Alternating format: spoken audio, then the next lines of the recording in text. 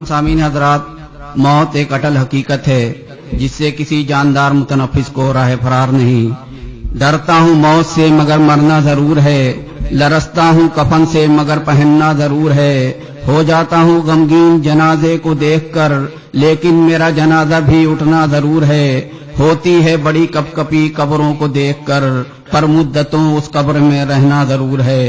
آئیے اس موضوع کی وضاحت کے لیے قرآن و حدیث کی روشنی میں سماعت فرمائیں مولانا عبدالغفار سلفی حفظ اللہ سے۔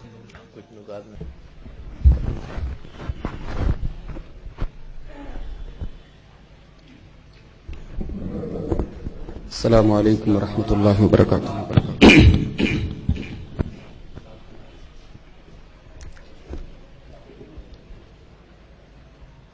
ان الحمد للہ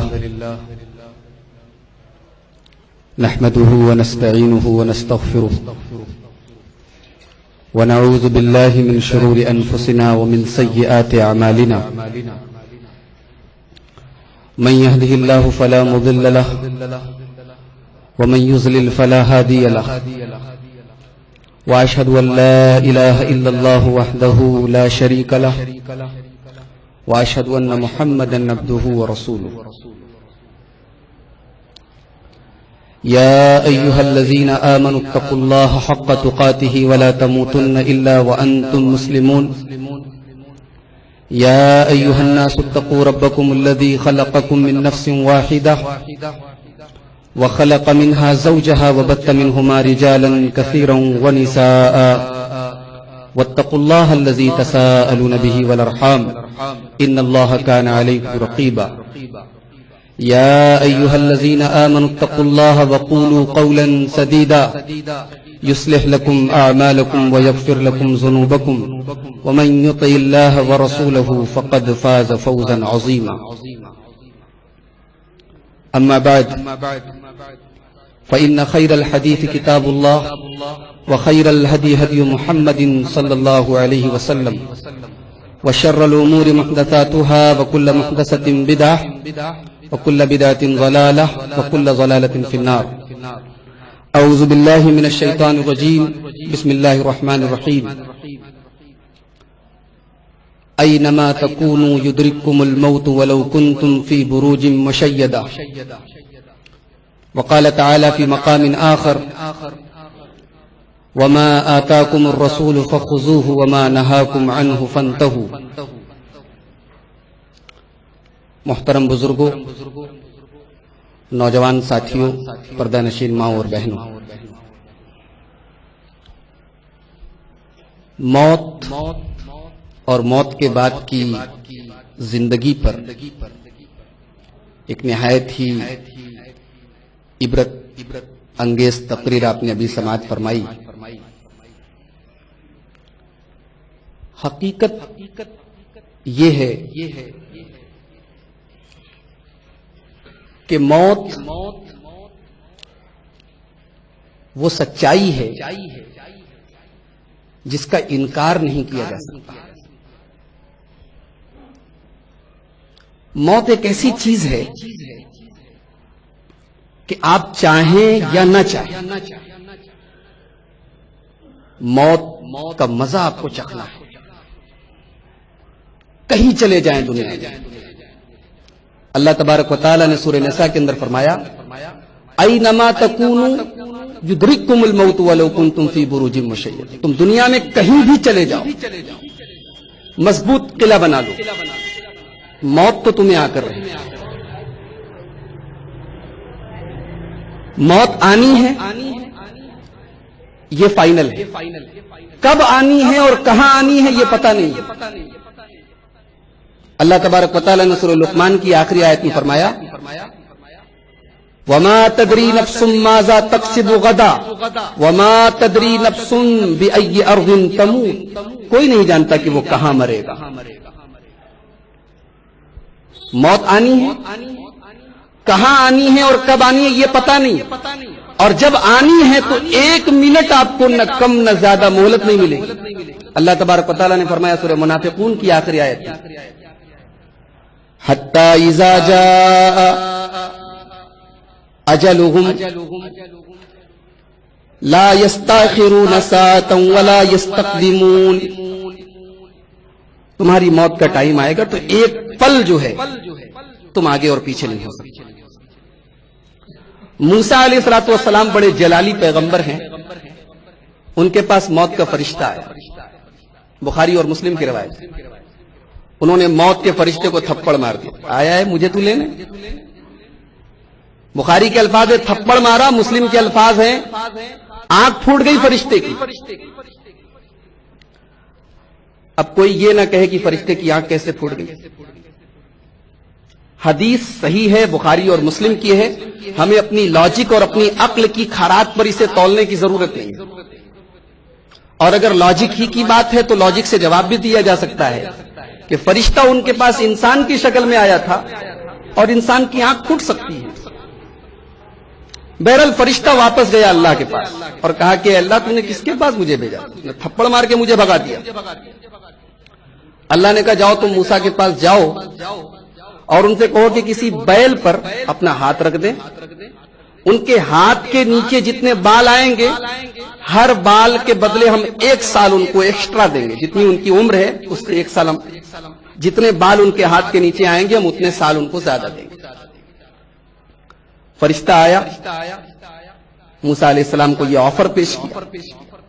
موسیٰ علیہ السلام نے کہا ثم بعد ذلک, اس کے بعد کیا ہوگا؟ اللہ نے کہا اس کے بعد موت آئے گی. تو حضرت موسیٰ نے کہا اس کے بعد موت آئے گی نا. تو اللہ اگر ایسی بات ہے تو میں موت کو قبول کرنے کے لیے تیار ہوں. تو یہ وہ موت ہے, نبیوں کو اس سے چھٹکارا نہیں, سب کو موت آنی. افسوس ہوتا ہے, حیرت ہوتی ہے, تعجب ہوتا ہے کہ انسان دنیا میں موت جیسی سچائی کو دیکھنے اور جاننے کے بعد بھی کبھی مرنا پسند نہیں کرتا. کوئی ہے جو مرنا چاہتا ہے؟ ہر انسان موت سے بھاگتا ہے.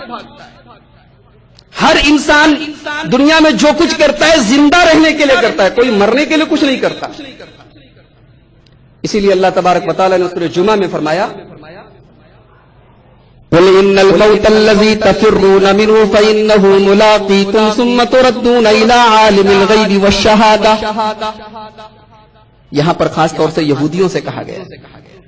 یہودی اپنے آپ کو اللہ کا چہیتا کہتے تھے کہ ہم لوگ اللہ کے چہیتے ہیں, ہم جہنم میں نہیں جا سکتے, یہ نہیں ہو سکتا, وہ نہیں ہو سکتا. اللہ نے یہودیوں سے کہلوایا, اے نبی یہودیوں سے کہہ دو ان الموت الذی تفرون منہ فانہ ملاقیکم, تم موت سے جتنا بھی بھاگ لو ایک دن ایسا آئے گا کہ تمہیں موت کو گلے لگانا پڑے گا, تمہیں موت سے ملنا پڑے گا. ثم تردون الی عالم الغیب والشہادہ, اور پھر اس کے بعد تمہیں اس اللہ کے پاس جانا پڑے گا جو تمہارے اجالے کو بھی جانتا ہے, اندھیرے کو بھی جانتا ہے. تم نے پبلک کے سامنے پبلک پلیس میں جو کام کیے وہ بھی اللہ جانتا ہے, جو تم نے خفیہ طریقے سے کمرہ بند کر کے اکیلے میں جو کام کیا وہ بھی وہ جانتا ہے. تو ہر آدمی موت سے بھاگ رہا ہے. ابھی اس گھر میں کچھ دنوں پہلے ایک جنازہ اٹھا, ایک ہستی ہمارے بیچ سے جدا ہوئی. 1-2 دن تک ایک تصور رہا, ایک احساس رہا کہ کل تک جو آدمی ہمارے سامنے جیتا تھا, جاگتا تھا, کھاتا تھا, پیتا تھا, آج ہمارے بیچ میں نہیں. لیکن وقت گزرتا ہے, انسان پھر اپنی زندگی میں مشغول ہو جاتا ہے. میرے بھائیوں کبھی غور کرو کہ موت ہماری اوقات ہمیں بتاتی, ہماری ویلو ہمیں بتاتی. ایک انسان دنیا میں جتنا بھی کما لے, جتنی بلڈنگیں بنا لے, جتنا بڑا بزنس پھیلا لے, جب وہ مرتا ہے کیا لے کر جاتا ہے؟ دنیا میں قیمتی سے قیمتی کپڑا پہننے والا اپنے کپڑے پر ایک سلوٹ برداشت نہ کرنے والا انسان, اس کو بھی ایک معمولی سے کفن میں کفنایا جاتا ہے. دنیا میں گھنٹوں باتھ روم میں اپنے فیوریٹ اور برانڈڈ صابن سے نہانے والا اور بالوں کے لیے شیمپو, چہرے کے لیے فیس واش, باڈی کے لیے باڈی لوشن یوز کرنے والا انسان اس قدر بیچارہ ہو جاتا ہے کہ لوگ اسے نہلاتے. اس قدر وہ بے ویلو ہو جاتا ہے کہ وہ اپنی تکلیف کا اظہار بھی نہیں کر سکتا، اپنی مدد کے لیے کسی سے کہہ بھی نہیں سکتا۔ کل تک جس کی بلڈنگ پورے محلے میں سب سے اونچی تھی، آج اس کو 2 گز زمین کے اندر دفنا دیا جاتا ہے۔ گھر والے بھی مٹی دے کے ہاتھ جھاڑ کے چلے جاتے ہیں، اب آگے آپ کا نام اعمال جانے۔ حقیقت یہ ہے کہ موت ہمیں ہماری حقیقت یاد دلاتی ہے۔ ایک انسان اگر موت کو قریب سے دیکھے، کسی مرنے والے انسان کو قریب سے دیکھے، اس کو نہلاتے ہوئے قریب سے دیکھے، اس کو کفناتے ہوئے قریب سے دیکھے، کسی کو دفن ہوتے ہوئے قریب سے دیکھے، تو یقیناً کچھ دیر کے لیے ہی صحیح اللہ کا ڈر اس کے اندر پیدا ہوتا ہے۔ اسی لیے اللہ کے پیارے نبی جناب محمد رسول اللہ صلی اللہ علیہ وسلم سے سوال کیا گیا کہ سب سے عقل مند مومن کون ہے؟ آپ نے فرمایا اکثرہم ذکرا للموت، سب سے عقل مند، سب سے ہوشیار، سب سے انٹیلیجنٹ، سب سے جینیس انسان وہ نہیں ہے جو دنیا میں اپنی دنیا کو بہتر بنانے کے لیے تگ و دو کرے۔ سب سے جینیس انسان وہ ہے جو موت کو زیادہ سے زیادہ یاد کرے اور موت کے بعد کی تیاری کرے، وہ سب سے جینیس اور سب سے انٹیلیجنٹ انسان۔ اسی لیے ہم سب کو یہ چاہیے کہ اگر ہمارا کوئی رشتہ دار مرے تو ہم قریب جائیں، ہم دیکھیں، ہم محسوس کریں کہ مرنے کے بعد انسان کتنا ہیلپ لیس ہو جاتا ہے، کتنا مجبور ہو جاتا ہے۔ اور جب ہم قریب سے دیکھیں گے تو موت کے بارے میں ابھی آپ نے جو لمبی چوڑی تقریر سنی، جتنی باتیں آپ نے عذاب کے بارے میں سنی، ان باتوں کا احساس آپ کے اندر پیدا ہو۔ اسی لیے اللہ کے پیارے نبی صلی اللہ علیہ وسلم ایک حدیث میں فرماتے ہیں لیس الخبر کالمعاینہ، ایک ہوتا ہے تقریر میں سننا، ایک ہوتا ہے اپنی آنکھ سے دیکھنا۔ جو آدمی کو دیکھ کر جتنا یقین اس کے اندر پیدا ہوتا ہے وہ سن کر نہیں پیدا ہوتا۔ اور پھر اللہ کے نبی نے مثال بھی دی کہ موسیٰ علیہ السلام جب کوہ طور پر گئے تو اللہ تعالیٰ نے حضرت موسیٰ سے کہا کہ تمہاری قوم نے بچڑے کو اپنا معبود بنا لیا۔ موسیٰ علیہ السلام کو غصہ آیا، لیکن اتنا غصہ نہیں آیا کہ وہ اپنے ہاتھ کی تختیاں پھینک دیں۔ جب اپنے قوم کے پاس پہنچے اور اپنے قوم کو دیکھا کہ قوم کے لوگ واقعی بچڑے کی عبادت کر رہے ہیں تو قرآن کے الفاظ ہیں فَأَلْقَى الْأَلْوَاحَ، غصے کے مارے انہوں نے تختیاں پھینک دی۔ حالانکہ اللہ بتا چکا تھا کہ تمہاری قوم ایسا کر رہی ہے۔ کسی چیز کو سن کر محسوس اتنا بہتر طریقے سے نہیں کیا جا سکتا جتنا دیکھ کر کیا جاتا ہے۔ یہ نبی کریم صلی اللہ علیہ وسلم کی مثال تھی۔ تو ہم سب کو چاہیے کہ ہمارا کوئی رشتہ دار جب مرے تو ہم قریب جائیں، غسل دیتے وقت میت کے ہم قریب رہیں، کفن کے وقت قریب رہیں، دفن کے وقت قریب رہیں۔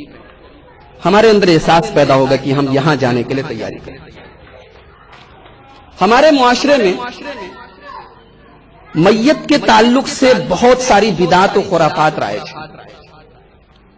علامہ البانی رحمۃ اللہ علیہ نے 241 بدعات ذکر کی اپنی کتاب احکام الجنائز و بدعها میں۔ ہم سب الحمدللہ یہاں پر جتنے لوگ بیٹھے ہیں اپنے آپ کو اہل حدیث کہتے ہیں، ہمارے گھروں میں جنازے کے تعلق سے، میت کے تعلق سے کوئی کتاب ہے؟ عموماً نہیں ہے لوگوں کے پاس۔ لوگ مطالعہ نہیں کرتے، لوگ پڑھنا نہیں چاہتے۔ علامہ البانی کی کتاب پڑھنے لائق ہے، آپ سب اپنے گھر میں رکھیے، اردو میں وہ کتاب آ چکی۔ اگر مختصر میں چاہتے ہیں، آپ کے علاقے کی ایک ذیل شخصیت ہے شیخ حسن جمیل صاحب مدنی، ان کی کتاب ہے جنازے کے احکام و مسائل، وہ آپ رکھیے۔ مولانا خالد شفاء اللہ رحمانی کی کتاب ہے قبر سے حشر تک، وہ کتاب اپنے پاس رکھیے۔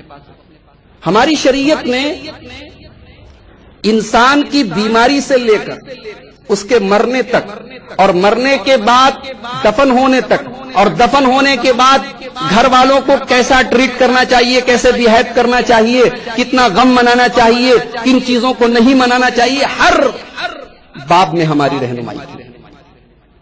تو میں یہ چاہتا ہوں کہ مختصر طور پر آج آپ کے سامنے وہ تمام چیزیں تو میں نہیں بتا سکتا کہ جو ہمارے سماج میں غلط ہیں، کچھ بنیادی باتیں جو غلطیاں ہمارے سماج میں پائی جاتی ہیں جنازے کے تعلق سے، میت کے تعلق سے، قبر کے تعلق سے، میں ایسی کچھ بنیادی باتیں آپ کے سامنے بیان کرنا چاہتا ہوں تاکہ ہم ان سب چیزوں سے بچیں۔ تو شروعات کرتے ہیں بیماری سے. انسان مرتا ہے عام طور سے بیمار ہونے کے بعد. تو ایک انسان بیمار ہے. بیماری میں عام طور سے ایسا ہوتا ہے کہ انسان ڈرتا ہے, پتہ نہیں میرا انجام کیا. بہت اچھی بات ہے, ڈرنا چاہیے, لیکن ڈر کے ساتھ ساتھ امید بھی ہونی چاہیے. اللہ کے عذاب کا ڈر بھی ہونا چاہیے اور اللہ کی رحمت کی امید بھی ہونی چاہیے. ترمذی کی روایت ہے, صحیح روایت ہے, علامہ البانی نے حسن قرار دیا ہے. ایک انصاری نوجوان بیمار ہو گیا, مرنے کے قریب ہو گیا. نبی کریم صلی اللہ علیہ وسلم اس سے ملنے کے لیے آئے, اس کی عیادت کرنے کے لیے آئے. آپ نے پوچھا کیف تجدو, تمہاری موت کا ٹائم قریب ہے, تمہیں کیسا لگ رہا ہے, کیسا فیل کر رہے ہو؟ وہ نوجوان بولا, اے اللہ کے رسول, انی ارجو اللہ, اللہ بڑا غفار ہے, بڑا ستار ہے, بڑا رحیم ہے, مجھے اللہ کی رحمت کی امید ہے. وہ اخاف ذنوبی, لیکن اپنے گناہوں کا بھی ڈر ہے. دونوں بات ہے, امید بھی ہے اللہ کی رحمت کی اور ڈر بھی ہے. پیارے نبی نے جواب دیا, لا یجتمعان فی قلب مؤمن فی ھذا الموطن, یہ دو چیزیں اگر کسی مومن کے دل میں اس مقام پر اکٹھا ہو جائیں, جب مرنے کا وقت قریب آ جائے, اگر کسی مومن کے دل میں اللہ کا ڈر بھی ہو, اللہ کی رحمت کی امید بھی ہو اور اپنے گناہوں کا ڈر بھی ہو, تو اللہ کے نبی نے فرمایا اعطاہ اللہ ما یرجو وآمنہ مما یخاف, اللہ تبارک و تعالی اس آدمی کو جو وہ امید کرتا ہے وہ دے گا, اور جس سے وہ ڈرتا ہے اس سے محفوظ رکھے گا. اس حدیث پاک سے یہ معلوم ہوا کہ مرنے کے ٹائم انسان کو دونوں چیزیں اپنے دل اور دماغ میں رکھنی چاہیے, اللہ کا ڈر بھی ہو اور اس کی رحمت کی امید بھی ہو. عام طور سے ہم لوگ دیکھتے ہیں کہ کوئی جب مرنے لگتا ہے, زیادہ تکلیف رہتی ہے, تو کہتا ہے کہ مجھے موت کیوں نہیں آتی, اے اللہ مجھے موت دے دے. ایسا نہیں بولنا چاہیے, موت کی تمنا نہیں کرنا چاہیے. اللہ کے رسول صلی اللہ علیہ وسلم کے چچا حضرت عباس بیمار ہوئے, مسند احمد کی روایت. اللہ کے رسول اپنے چچا کو دیکھنے کے لیے گئے. حضرت عباس نے تکلیف کی وجہ سے موت کی تمنا کی, مجھے موت کیوں نہیں آ جاتی. اللہ کے رسول نے فرمایا, اے چچا جان, لا تتمنى الموت, موت کی تمنا مت کیجیے, موت مت مانگیے اللہ سے. اس لیے کہ اگر آپ نیک ہیں اور آپ کو اللہ تعالیٰ اور عمر دے رہا ہے تو اچھا ہے, آپ اور نیکی کریں گے, آپ کی نیکیوں میں اور اضافہ ہوگا. اور اگر آپ گنہگار ہیں اور اللہ آپ کی عمر میں اور اضافہ کرے گا تو ہو سکتا ہے اپنے گناہوں سے توبہ کر لیں. لہٰذا اے چچا جان, خبردار موت کی تمنا مت. اگر انسان بہت پریشان ہو بیماری سے, تکلیف سے, تو ایک دعا بتائی گئی, وہ دعا پڑھ سکتا ہے. مسلم شریف کے اندر وہ دعا بتائی گئی, اللہم احینی ما کانت الحیات خیرا لی, اے اللہ مجھے اتنی زندگی دے جو میرے لیے بہتر ہے. وتوفنی ما کانت الوفات خیرا لی, اور جب موت میرے حق میں بہتر ہو تو اے اللہ مجھے اٹھا لے. تو یہ بات یاد رکھیں, موت کی تمنا نہیں کرنی چاہیے.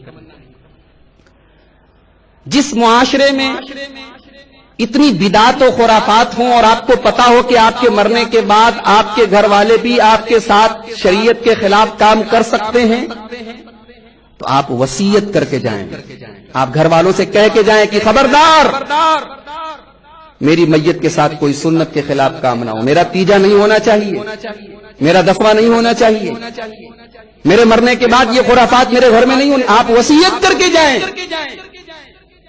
اس لیے کہ اللہ تبارک و تعالیٰ قرآن کریم میں فرماتا ہے, یا ایھا الذین آمنوا قوا انفسکم واہلیکم نارا, اے ایمان والو اپنے آپ کو اور اپنے گھر والوں کو جہنم کی آگ سے بچاؤ. وقودھا الناس والحجارہ, جہنم کی آگ کا ایندھن انسان اور پتھر ہوں گے. اس آیت کا تقاضا ہے کہ ہم اپنے گھر والوں کو ڈرا کر جائیں. حضرت سعد بن ابی وقاص کی موت کا وقت آیا, انہوں نے کہا ہے میرے گھر والوں سن لو, الہدوا لی لحدن, میری قبر کھودنا تو بغلی قبر کھودنا, وانصبوا علی اللبینا, اور جب میری قبر میں مجھے رکھنا تو اوپر مٹی کے گارے وغیرہ سے پیک کر دینا. کما سنیا برسول اللہ صلی اللہ علیہ وسلم, جیسے اللہ کے رسول کے ساتھ کیا گیا تھا ایسا ہی میرے ساتھ کرنا. یہ صحابی رسول اپنے بیٹے کو وصیت کر رہے ہیں. ہم سب کی یہ ذمہ داری ہے کہ ہم اپنے گھر والوں کو یہ وصیت کر کے جائیں مرنے کے پہلے. حضرت ابو موسیٰ اشعری کا مرنے کا ٹائم آیا، آخری وقت آیا، انہوں نے اپنے بیٹوں کو اکٹھا کیا. مسند احمد کی صحیح روایت، کہا کہ میرے بیٹوں، اذا انطلقتم بجنازتی فاسرعوا بالمشی، جب میرا جنازہ لے کر نکلنا تو جلدی جلدی نکلنا، بہت سلو موشن میں مت نکلنا، جنازہ میرا تیز لے کر نکلنا. ولا یتبعنی مجمر، اور میرے جنازے کے پیچھے کوئی آگ وغیرہ لے کر مت نکلنا. اللہ کے نبی نے منع کیا، آگ وغیرہ لے کر مت نکلنا. ولا تجعلوا فی لحدی شیئا، اور جب مجھے قبر میں دفنا دینا تو کوئی ایسی چیز میری قبر میں مت رکھنا جو میرے اور مٹی کے بیچ میں آ جائے، کوئی ایسی چیز مت رکھنا. واشہدکم، اور میں تم سب کو گواہ بنا کے کہتا ہوں، انی بریء من حالقۃ وسالقۃ وخارقۃ، میں بری ہوں ہر اس عورت سے جو غم کی وجہ سے اپنا بال مڑوا دے. اگر میرے خاندان کی کوئی عورت میرے صدمے کی وجہ سے، میرے غم کی وجہ سے اپنا بال مڑوا دے، میں بری ہوں. وسالقۃ، اگر میرے خاندان کی کوئی عورت میرے غم کی وجہ سے چیخے چلائے، میں بری ہوں. وخارقۃ، اگر میرے خاندان کی کوئی عورت اپنے ناک کان چھدوا لے میرے غم کی وجہ سے، میں بری ہوں. تو ان کے گھر والوں نے کہا کہ اے ابو موسیٰ، یہ جو آپ وصیت کر کے جا رہے ہیں، یہ وصیت آپ اپنی طرف سے کر کے جا رہے ہیں یا آپ نے رسول سے سنا ہے؟ اللہ اکبر. پتہ لگا کہ صحابہ کرام بھی اہل حدیث دلیل مانگ رہے ہیں کہ آپ یہ وصیت اپنی طرف سے کر رہے ہیں یا آپ نے اس سلسلے میں اللہ کے رسول سے کچھ سنا ہے؟ انہوں نے کہا نہیں، سمعت من رسول اللہ صلی اللہ علیہ وسلم، میں نے اللہ کے رسول سے سنا ہے. پتہ چلا کہ صحابہ اور تابعین بھی دلیل کے بعد عمل کرتے تھے، بغیر دلیل کے کوئی عمل نہیں کرتے. الحمدللہ. تو یہ ثابت ہوا کہ مرنے کے پہلے انسان کو وصیت کر کے جانی چاہیے. ایک انسان کا آخری ٹائم ہے، اس کو کلمہ توحید کی تلقین کرنی چاہیے. اللہ کے نبی فرماتے ہیں، بخاری اور مسلم کی روایت ہے، لقنوا موتاکم لا الہ الا اللہ، اپنے مردوں کو لا الہ الا اللہ کی تلقین کرو. یہ تلقین کیا ہوتی ہے؟ تلقین کا مطلب کیا ہوتا ہے؟ تلقین کا مطلب دو مطلب ہوتا ہے. ایک مطلب تو یہ ہوتا ہے کہ اس کے سامنے بار بار لا الہ الا اللہ پڑھو تاکہ تمہیں سن کے وہ بھی پڑھے، اور ایک مطلب یہ بھی ہوتا ہے کہ اس سے کہو کہ وہ لا الہ الا اللہ. بہت زیادہ پریشر مت ڈالو کہ مارے غصے کے کچھ اور بول دے. وہ اس کی پوزیشن اور سچویشن دیکھ کر اس سے کہو کہ بھائی لا الہ الا اللہ پڑھو. یہ لا الہ الا اللہ کیوں پڑھوایا جا رہا ہے؟ اس کے پیچھے ایک وجہ ہے. ابو داؤد شریف کی حدیث ہے، اللہ کے رسول فرماتے ہیں، من کان آخر کلامہ لا الہ الا اللہ دخل الجنہ، جس کی زبان سے مرنے کے پہلے آخری بار لا الہ الا اللہ نکل گیا وہ جنت میں جائے گا. تو کوشش کرو کہ مرنے والے جو آدمی موت کے قریب ہے اس کی زبان سے آخری جملہ لا الہ الا اللہ نکلے. اگر لا الہ الا اللہ کہنے کے بعد وہ کچھ اور بول دے تو پھر سے لا الہ الا اللہ بلواؤ، لیکن بلواؤ، مردے کے منہ سے یہ جملہ نکلواؤ. اور یہاں صرف لا الہ الا اللہ ہی کہلوانا ہے، محمد رسول اللہ نہیں نکلوانا ہے. اب کوئی یہ نہ کہے کہ یہاں تو ادھورا کلمہ ہے. شریعت نے ہمیں جتنا بتایا ہمیں اتنا ہی کرنا ہے. یہاں پہ صرف لا الہ الا اللہ ہی پڑھنا ہے، جو حدیث میں بتایا گیا وہی ہمیں کرنا ہے. کوئی بیمار ہوتا ہے یا مرض الموت میں ہوتا ہے، لوگ اس کے پاس جا کے فالتو باتیں کرتے، ادھر ادھر کی باتیں کرتے. کچھ لوگ تو نگیٹو باتیں کرتے، ارے آپ بیمار ہیں، اسی بیماری میں تو میرا چچا چلا گیا. یعنی مریض کے بیماری کو اور بڑھانے والی باتیں کرتے. ایسا کرنا چاہیے کیا؟ آئیے ایک حدیث دیکھتے ہیں. حضرت ام سلمہ کہتی ہیں، مسلم شریف کی حدیث ہے، ام سلمہ کہتی ہیں رضی اللہ تعالیٰ عنہ، اذا حضرتم المریض، جب تم کسی بیمار آدمی کے پاس جاؤ، ابل میتا، یا کوئی مرنے والا ہے اس کے پاس جاؤ، فلا تقولوا الا خیرا، تو وہاں اچھی بات کہو، وہاں کوئی غلط بات مت نکالو. فإن الملائکۃ یؤمنون علی ما تقولون، اس لیے کہ تم جو بولتے ہو فرشتے اس پر آمین بولتے ہیں. اللہ اکبر. آپ ہاسپٹل میں گئے اپنے رشتہ دار سے ملنے کے لیے، وہاں فرشتے بھی موجود ہیں، وہ آمین بول رہے ہیں، لہذا سنبھل کی زبان نکالو. حضرت ام سلمہ کہتی ہیں، جب میرے شوہر ابو سلمہ کا انتقال ہو گیا تو میں اللہ کے نبی کے پاس پہنچی اور میں نے کہا کہ اللہ کے رسول، میرے شوہر کا انتقال ہو گیا، آپ نے فرمایا تم ایک دعا میں تم کو بتاتا ہوں، تم یہ دعا پڑھو. یہ دعا کیا ہے؟ اللہم اغفر لی ولہ، اے اللہ مجھے بھی بخش دے، میرے شوہر کو بھی بخش دے. وَآقِبْنِي مِنْهُ عُقْبَى حَسَنَةً، اور مجھے میرے شوہر کا بہترین بدل عطا فرما. حضرت ام سلمہ کہتی ہیں میں سوچ رہی تھی کہ میرے شوہر کا بدل مجھے کیسے ملے گا، اتنا پیار کرنے والا، اتنا چاہنے والا شوہر، اس سے بہتر شوہر مجھے کہاں سے مل سکتا ہے. فَآقَبَنِيَ اللَّهُ خَيْرًا مِّنْهُ مُحَمَّدًا صلی اللہ علیہ وسلم.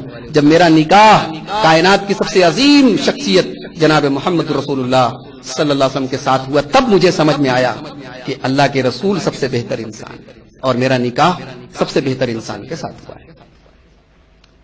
تو مرنے والے کے قریب کوئی فالتو بات نہیں کی، اچھی باتیں کی. بہت سے لوگ سورہ یاسین پڑھنے لگتے ہیں، جیسے ہی محسوس ہوا کہ یہ آدمی مرنے والا ہے، چلو بھائی اس کا رخ قبلہ کی طرف کر دو، چارپائی قبلہ کی طرف کر دو. اس کی کوئی دلیل نہیں. مرنے والے کے پاس سورہ یاسین پڑھنے کے سلسلے میں جو روایت ہے وہ روایت سخت ضعیف ہے، اور قبلہ کی طرف رخ کرنے کے بارے میں تو کوئی دلیل نہیں. بلکہ بعض صحابہ کرام سے ثابت ہے کہ انہوں نے اس سے منع کیا کہ ایسی حرکت مت کرو. تو اس کو ہم لوگوں کے یہاں بہت امپورٹنس دیا جاتا ہے کہ بھائی مرنے والا اس کو فوراً جو ہے قبلہ رخ کرو. اب ایک انسان مر گیا، مرنے کے بعد اس کے مرنے کی خبر دینا ہمارے اس سلسلے میں بھی بڑا مبالغہ ہے. ایک محلے میں 4 مسجدیں تو چاروں مسجدوں سے اعلان ہو رہا ہے فلاں صاحب کا انتقال ہو گیا. مدن پورہ میں کسی کا انتقال ہوا تو علی پورہ میں اعلان ہو رہا ہے، علی پورہ میں کسی کا انتقال ہوا تو مدن پورہ میں اعلان ہو رہا ہے. یہ مرنے والے کے مرنے کا اعلان کرنا شریعت میں کیسا ہے؟ آئیے ایک حدیث دیکھتے ہیں. بخاری شریف کی روایت ہے، نجاشی بادشاہ مر گیا، حبشہ کا بادشاہ نجاشی جو مسلمان ہو گیا تو وہ مر گیا. تو اللہ کے نبی نے اس کے مرنے کی خبر صحابہ کو، اور آپ نے فرمایا کہ نجاشی بادشاہ مر گیا ہے، چلو اب ہم اس کی جنازے کی نماز پڑھیں گے. اللہ کے پیارے نبی نے مدینہ کے اندر ان کی جنازہ غائبانہ پڑھی. یہ حدیث ایک تو اس بات کی دلیل ہے کہ نماز جنازہ غائبانہ پڑھی جا سکتی ہے، حالانکہ اس میں علماء کا بڑا اختلاف ہے کہ کسی کی غائبانہ جنازے کی نماز پڑھنی چاہیے کہ یا نہیں چاہیے.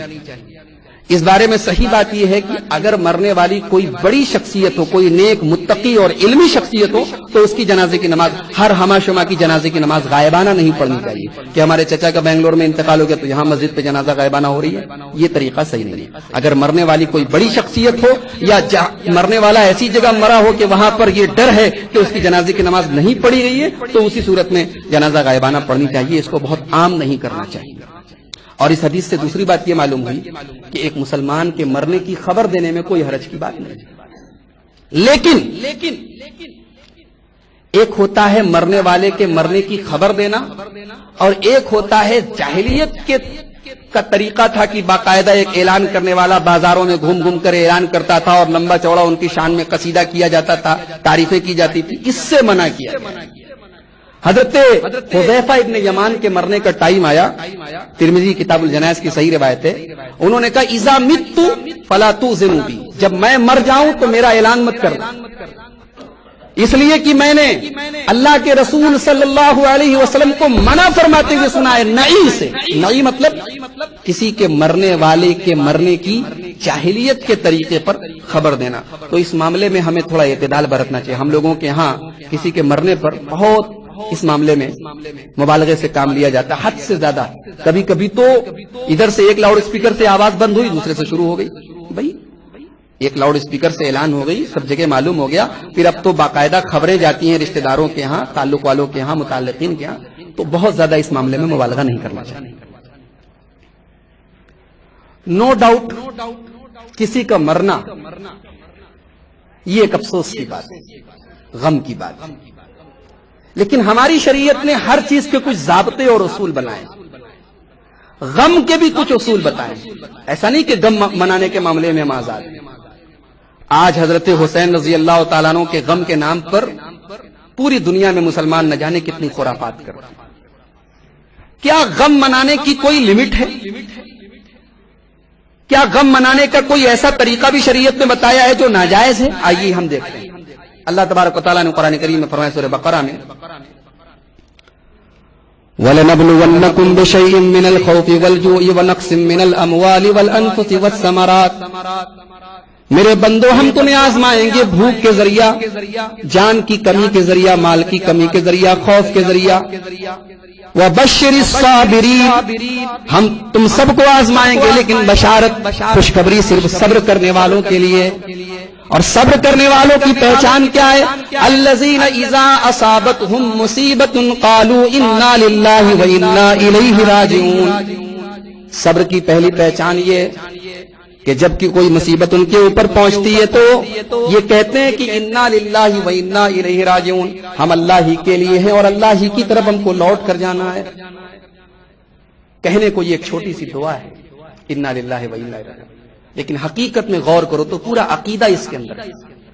انسان اپنی حقیقت کا اعتراف کر رہا ہے کہ آج اگر ہمارے اوپر کوئی مصیبت آئی ہے تو ہم اس پر بہت زیادہ غم اور افسوس کیوں ظاہر کر رہے ہیں؟ انا للہ و انا الیہ راجعون، ہم اللہ ہی کے لیے ہیں، اللہ ہی کی طرف لوٹ کر جانے والے۔ اگر کوئی انسان صبر سے کام لے، اس کا باپ مر گیا، اس کا شوہر مر گیا، اس کا بیٹا مر گیا، وہ صبر سے کام لے تو اللہ آگے کیا فرماتا ہے؟ اولئک علیہم صلوات من ربہم ورحمہ، تمہیں مصیبت پہنچی ہے نا، ہم تمہیں رحمت عطا فرمائیں گے، تمہارے رب کی رحمتیں تمہارے اوپر نازل ہوں گی، وَأُولَئِكَ هُمُ الْمُهْتَدُونَ، اور اللہ تعالیٰ تمہیں سیدھے راستے کی رہنمائی کرے گا۔ تو مرنے پر آنسو کا بہنا یہ منع نہیں ہے، کسی قریبی رشتہ دار کے انتقال پر اس کی تکلیف میں، اس کے جدائی کے غم میں رونا دھونا یہ منع نہیں ہے۔ منع کیا ہے؟ چہرے پر تھپڑ مارنا، گریبان چاک کرنا، مرنے والے کا نام لے لے کر چلانا، چیخنا، ان سب سے منع کیا گیا۔ اللہ کے پیارے نبی فرماتے ہیں، بخاری اور مسلم کی روایت، لیس منا من لطم الخدود وشق الجیوب ودعا بدعوى الجاہلیہ، وہ ہم میں سے نہیں جو اپنے چہرے پر غم کی وجہ سے تھپڑ مارے، اپنے گریبان کو چاک کرے اور جاہلیت کی طرح چیخ اور پکار مچائے۔ مسلم شریف کی ایک حدیث میں اللہ کے نبی نے فرمایا صلی اللہ علیہ وسلم، میری امت کے اندر 4 کام جاہلیت کا ایسا ہے جو ہوتا رہے گا، میری امت کے لوگ چھوڑیں گے نہیں۔ 4 ایسے کام ہیں جو جاہلیت کے کام ہیں لیکن میری امت کے لوگ کرتے رہیں گے۔ نمبر 1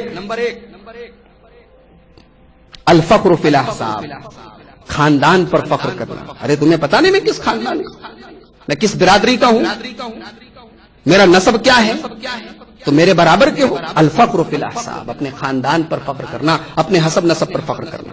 والطعن فی الانساب، اور کسی کو نسب کا طعنہ دینا کہ تم تو بڑی نچلی جاتی کے ہو۔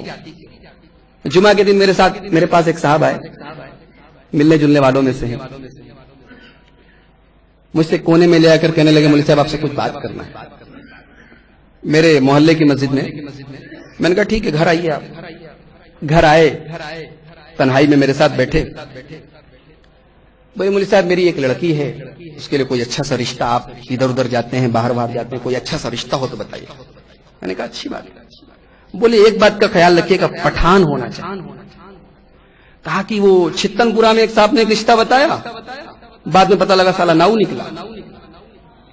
یہ میں ان کے الفاظ آپ کے سامنے نقل کر رہا ہوں۔ یہ مینٹیلٹی ذات اور برادری کو لے کر آج اکثریت کی۔ اللہ کے نبی صلی اللہ علیہ وسلم فرما رہے ہیں کہ یہ جاہلیت کا طریقہ ہے کہ نسب کا طعنہ دینا، خاندان کا طعنہ دینا، برادری کا طعنہ دینا۔ والاستسقاء بالنجوم، اور بارش کو ستاروں پر ڈیپینڈ کر دینا کہ آج بارش ہوئی، آج فلاں ستارہ فلاں نچھتر میں ہے اس لیے بارش ہوئی۔ ستاروں کی وجہ سے بارش کے نازل ہونے کا عقیدہ رکھنا یہ بھی جاہلیت کی چیز ہے۔ اور آخری چیز والنیاحۃ، اور کسی کے مرنے پر نوحہ کرنا، اس کا نام لے لے کر چلانا، چیخنا۔ آج امت میں فرقہ ایسا بھی ہے، گروہ ایسا بھی ہے جس کا پورا مذہب اسی پر قائم ہے۔ محرم کے گزرے ہوئے مہینہ 1.5 مہینے ہو گئے، ابھی بھی وہ نوحہ اور ماتم کا سلسلہ چلا آ رہا ہے۔ اسے اللہ کے پیارے نبی صلی اللہ علیہ وسلم جاہلیت کے طور طریقوں میں سے بتا رہے ہیں۔ اور جو عورت نوحہ کرتی ہے اس کو عذاب کتنا دردناک ہوگا۔ اللہ کے نبی فرماتے ہیں کہ اگر کوئی نوحہ کرنے والی عورت اپنے رشتہ دار کے مرنے پر بہت زیادہ اس کا نام لے کر جاہلیت کی طرح چیخنے چلانے والی عورت اگر اپنے اس عمل سے توبہ نہ کرے تو قیامت کے دن وہ اس حال میں کھڑی ہوگی، علیہا سربال من قطران، کہ وہ تارکول جانتے ہیں نا آپ؟ تارکول کا کرتا پہن کر آئے گی، تارکول کا کپڑا پہن کر آئے گی، وَدِرْعٌ مِّن جَرَبٍ، اور کھجلی کا کپڑا پہن کر، اس کے پورے بدن میں کھجلی رہے گی اور اسی حال میں اس کو جہنم میں ڈالا جائے گا۔ اللہ تعالی ہم سب کو اپنی پناہ میں رکھے۔ صبر کی مثال دیکھیے، اللہ کے نبی صلی اللہ علیہ وسلم کے صاحبزادے حضرت ابراہیم کا انتقال ہوا۔ اللہ کے نبی گئے اپنے بیٹے کو دیکھنے کے لیے، بخاری اور مسلم کی روایت، اپنے بیٹے کو اپنے گود میں لیا ہے۔ آپ کا بیٹا، نبی کا بیٹا آخری سانسیں لے رہا ہے، بخاری کے الفاظ ہیں۔ اللہ کے نبی کی آنکھوں سے ساروں قطار آنسو جاری۔ حضرت عبد الرحمن ابن عوف وہیں پر موجود ہیں، کہتے ہیں ما ھذا یا رسول اللہ، اے اللہ کے رسول یہ کیا ہے؟ آپ رو رہے ہیں، آپ کی آنکھوں سے آنسو بہ رہے ہیں؟ اللہ کے نبی نے روتے ہوئے فرمایا انہا رحمتن، اے عبد الرحمن یہ تو رحمت کی نشانی ہے، یہ تو دل کے نرمی کی نشانی ہے۔ اس کے بعد آپ نے فرمایا ان العین تدمع وان القلب یحزن، ہماری آنکھوں سے آنسو جاری ہیں، ہمارا دل غمگین ہے، ولا نقول الا ما یرضی ربنا، لیکن ہم زبان سے کوئی ایسی بات نہیں کہیں گے جس سے اللہ ناراض ہے۔ وَإِنَّا بِفِرَاقِكَ يَا إِبْرَاهِيمَ يَا إِبْرَاهِيمُ لَمَحْزُونُونَ، اے ابراہیم تمہارے جانے سے ہم غمگین ہیں۔ یہ اللہ کے نبی کا اسوہ حسنہ ہے ہم سب کے لیے۔ اللہ کے پیارے نبی صلی اللہ علیہ وسلم ایک مرتبہ قبرستان سے جا رہے تھے، ایک عورت قبر کے پاس کھڑی ہو کر زور زور سے رو رہی تھی، چلا رہی تھی۔ اللہ کے نبی نے اس کو منع کیا کہ صبر سے کام لو۔ وہ کہتی ہے نہیں کہانی، آپ دور ہٹیے، انکا لن تصب مصیبتی، آپ کو کیا پتا کتنی بڑی مصیبت میرے اوپر آئی ہے، میں بیوہ ہو گئی، میرے بچے یتیم ہو گئے، انکا لن تصب مصیبتی، آپ کو نہیں پتا کہ کیسی مصیبت میرے اوپر آئی ہے۔ اللہ کے نبی نے کوئی جواب نہیں دیا، اللہ کے رسول چلے گئے۔ صحابہ نے اس سے کہا کہ ارے تجھے پتا تھا تو کس سے بات کر رہی تھی؟ وہ اللہ کے نبی تھے، وہ اللہ کے نبی سے ایسے بات کر رہی تھی؟ وہ اللہ کے نبی سے ملنے کے لیے آئی۔ اللہ کے پیارے نبی صلی اللہ علیہ وسلم ایک نارمل اور سادہ زندگی گزارتے تھے، آپ کے دروازے پر کوئی دربان بھی نہیں تھا، کوئی باڈی گارڈ لے کر بھی آپ نہیں چلتے تھے، ایک عام انسان کی طرح آپ رہتے تھے، چلتے تھے۔ عورت گئی، اس نے سوچا کہ اللہ کے نبی ہیں تو آپ کے دروازے پر باقاعدہ پہرا دینے والے دربان ہوں گے، ان سے اجازت لینی پڑے گی تب اپوائنٹمنٹ ملے گا۔ وہاں دیکھا تو کچھ نہیں تھا، تو کہنے لگی اللہ کے نبی مجھے معاف کر دیجئے، میں نے آپ کو پہچانا نہیں تھا۔ آپ نے فرمایا انما الصبر عند الصدمۃ الاولى، بخاری اور مسلم کی روایت، ترمذی کی روایت، صحیح روایت، انما الصبر عند الصدمۃ الاولى۔ اے عورت، صبر کی ضرورت جب مصیبت آتی ہے تبھی ہوتی ہے، جب مصیبت فوراً نازل ہوتی ہے اصل صبر کا امتحان تو تبھی ہوتا ہے۔ مہینہ گزر گیا، سال گزر گیا، ہفتے گزر گئے تو اپنے آپ وقت جو ہے بہت بڑا مرہم ہوتا ہے، وقت مرہم کا کام کرتا ہے۔ جب مصیبت نازل ہوتی انما الصبر عند الصدمۃ الاولى، جب کوئی صدمہ آتا ہے، کوئی مصیبت آتی ہے، صبر کی ضرورت تو تبھی ہوتی ہے۔ اور صبر کے معاملے میں عام طور سے عورتیں بہت کمزور ہوتی ہیں۔ آپ دیکھیے مرد حضرات اتنا نہیں روئیں گے، چلائیں گے، عورتیں مار چیخو پکار مچائے رہیں، نام لے لے کر کہیں گی میرا بیٹا ایسا تھا، میرا شوہر ایسا تھا۔ یہ سب چیزیں منع ہیں، یہ سب چیزیں حرام ہیں۔ ایک ایمان والی عورت کو کیسا ہونا چاہیے؟ آئیے ایک مثال دیتا ہوں آپ۔ حضرت ام سلیم رضی اللہ تعالیٰ نا بڑے پائے کی صحابیہ ہیں، ان کا ایک چھوٹا سا بچہ تھا، اب بڑا لاڈلا بچہ تھا، بیمار پڑا، مر گیا۔ بچے کے باپ حضرت ابو طلحہ سفر پہ گئے ہوئے، انہوں نے گھر والوں سے کہا کہ بچے کی لاش کو کہیں کونے میں رکھ دو، اور خبردار جب تک میں ابو طلحہ کو اس کے مرنے کی خبر نہ دوں کوئی خبر نہ دے۔ ابو طلحہ آئے، آتے ہی پہلا سوال کیا کیف الصبی، بچہ کیسا ہے؟ کتنی ہوشیار تھی، کتنی انٹیلیجنٹ تھی، کہنے لگی ہوا اسکن مما کان، پہلے سے زیادہ سکون سے ہے، پہلے سے زیادہ ریلیکس ہے، پہلے سے زیادہ آرام سے۔ انہوں نے کہا اچھا کھانا لاؤ، کھانا لائی، کھانا کھلایا۔ مسلم کے الفاظ ہیں ثم تزینت لہ، گھر میں معصوم بچے کا جنازہ رکھا ہے، اس کی لاش رکھی ہے، اور اس بچے کی ماں میک اپ کر رہی ہے، اپنے آپ کو سجا رہی ہے، سنوار رہی ہے اپنے شوہر کے لیے. دونوں میاں بیوی کی ملاقات ہوتی ہے. فجر کے پہلے جب حضرت ابو طلحہ غسل کرنے کے لیے جاتے ہیں تو یہ کہتی ہیں ایک بات بتائیے، اگر کچھ لوگ اپنا سامان کسی کو عاریت کے طور پر ادھار کے طور پر دیں اور پھر اپنا سامان واپس مانگیں تو کیا برا ماننا چاہیے؟ انہوں نے کہا بالکل نہیں. اگر کسی کو ہم نے اپنا سامان ادھار کے طور پر دیا ہے اور پھر واپس مانگ رہے تو ان کو کیوں برا ماننا چاہیے؟ سامان ان کا تھوڑی تھا. انہوں نے کہا فاحتسب ابنک، آپ کا بچہ بھی اللہ کی امانت تھا، اللہ نے اٹھا لیا، آپ صبر سے کام لیں. یہ غصہ ہو گئے، کہنے لگے تم نے مجھے اب جا کر بتایا، اس حال میں تم مجھے بتا رہی ہو، تم نے رات ہی میں کیوں نہ بتایا؟ یہ بیچارے نہا دھو کر فجر کی نماز کے لیے جب پہنچے، اللہ کے پیارے نبی جناب محمد رسول اللہ صلی اللہ علیہ وسلم سے ملاقات ہوئی. پورا واقعہ اللہ کے نبی کو بتایا کہ میری بیوی نے ایسا ایسا کیا. اللہ کے نبی نے کوئی ناراضگی کا اظہار نہیں کیا بلکہ ام سلیم کی ذہانت کی، ان کے صبر کی تعریف کی. آپ نے فرمایا بارک اللہ فی غابر لیلتکم، اللہ تعالیٰ تم دونوں کی رات کی ملاقات میں برکت دے. حدیث کے راوی کہتے ہیں کہ پھر حضرت ام سلیم رضی اللہ تعالیٰ عنہ پریگننٹ ہوئی، ان کو بچہ ہوا، اس بچے کا نام عبداللہ رکھا گیا. وہ عبداللہ جب بڑے ہوئے تو ان کے 9 بچے ہوئے اور 9 کے 9 بچے قرآن کے حافظ، قاری اور عالم. دیکھ رہے ہیں ایک عورت کے صبر کا پھل اس کی آنے والی اولاد کو ملتا ہے. تو صبر اور برداشت یہ ہماری شریعت نے ہمیں سکھایا ہے مصیبت کے وقت. اسی لیے تھپڑ مارنا، گریبان چاک کرنا، نوحہ کرنا، ان سب چیزوں سے منع کیا گیا ہے.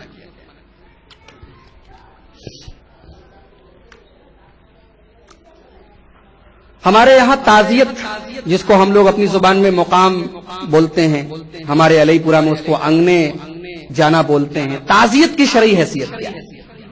کوئی اگر مر گیا اس کے گھر پہ جا کر مقام میں جانا یا تعزیت میں جانا یہ کیسا ہے؟ آئیے ایک حدیث دیکھتے ہیں، بخاری شریف کی روایت ہے. اللہ کے پیارے نبی صلی اللہ علیہ وسلم کے پاس آپ کی ایک بیٹی کا پیغام آیا. آپ کی بیٹی نے پیغام بھجوایا کہ آپ کی نواسی بہت بیمار ہے، آخری ٹائم.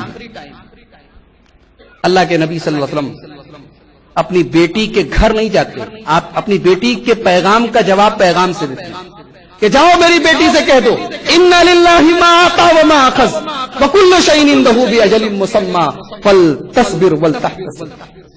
اے میری بیٹی، دینے والا بھی اللہ ہے، لینے والا بھی اللہ ہے. زندگی دینے والا بھی اللہ ہے، موت دینے والا بھی اللہ ہے، اولاد دینے والا بھی اللہ ہے، اولاد چھیننے والا بھی اللہ ہے. اللہ ہی کے لیے ہے جو کچھ وہ دے، اللہ ہی کے لیے جو کچھ وہ لے.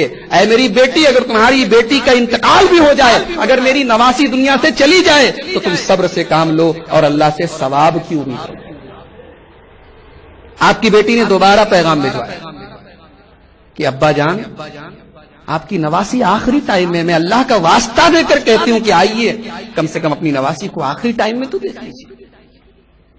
اللہ کے پیارے نبی صلی اللہ علیہ وسلم اپنی بیٹی کے گھر پہنچتے 3 صحابہ کرام کے ساتھ.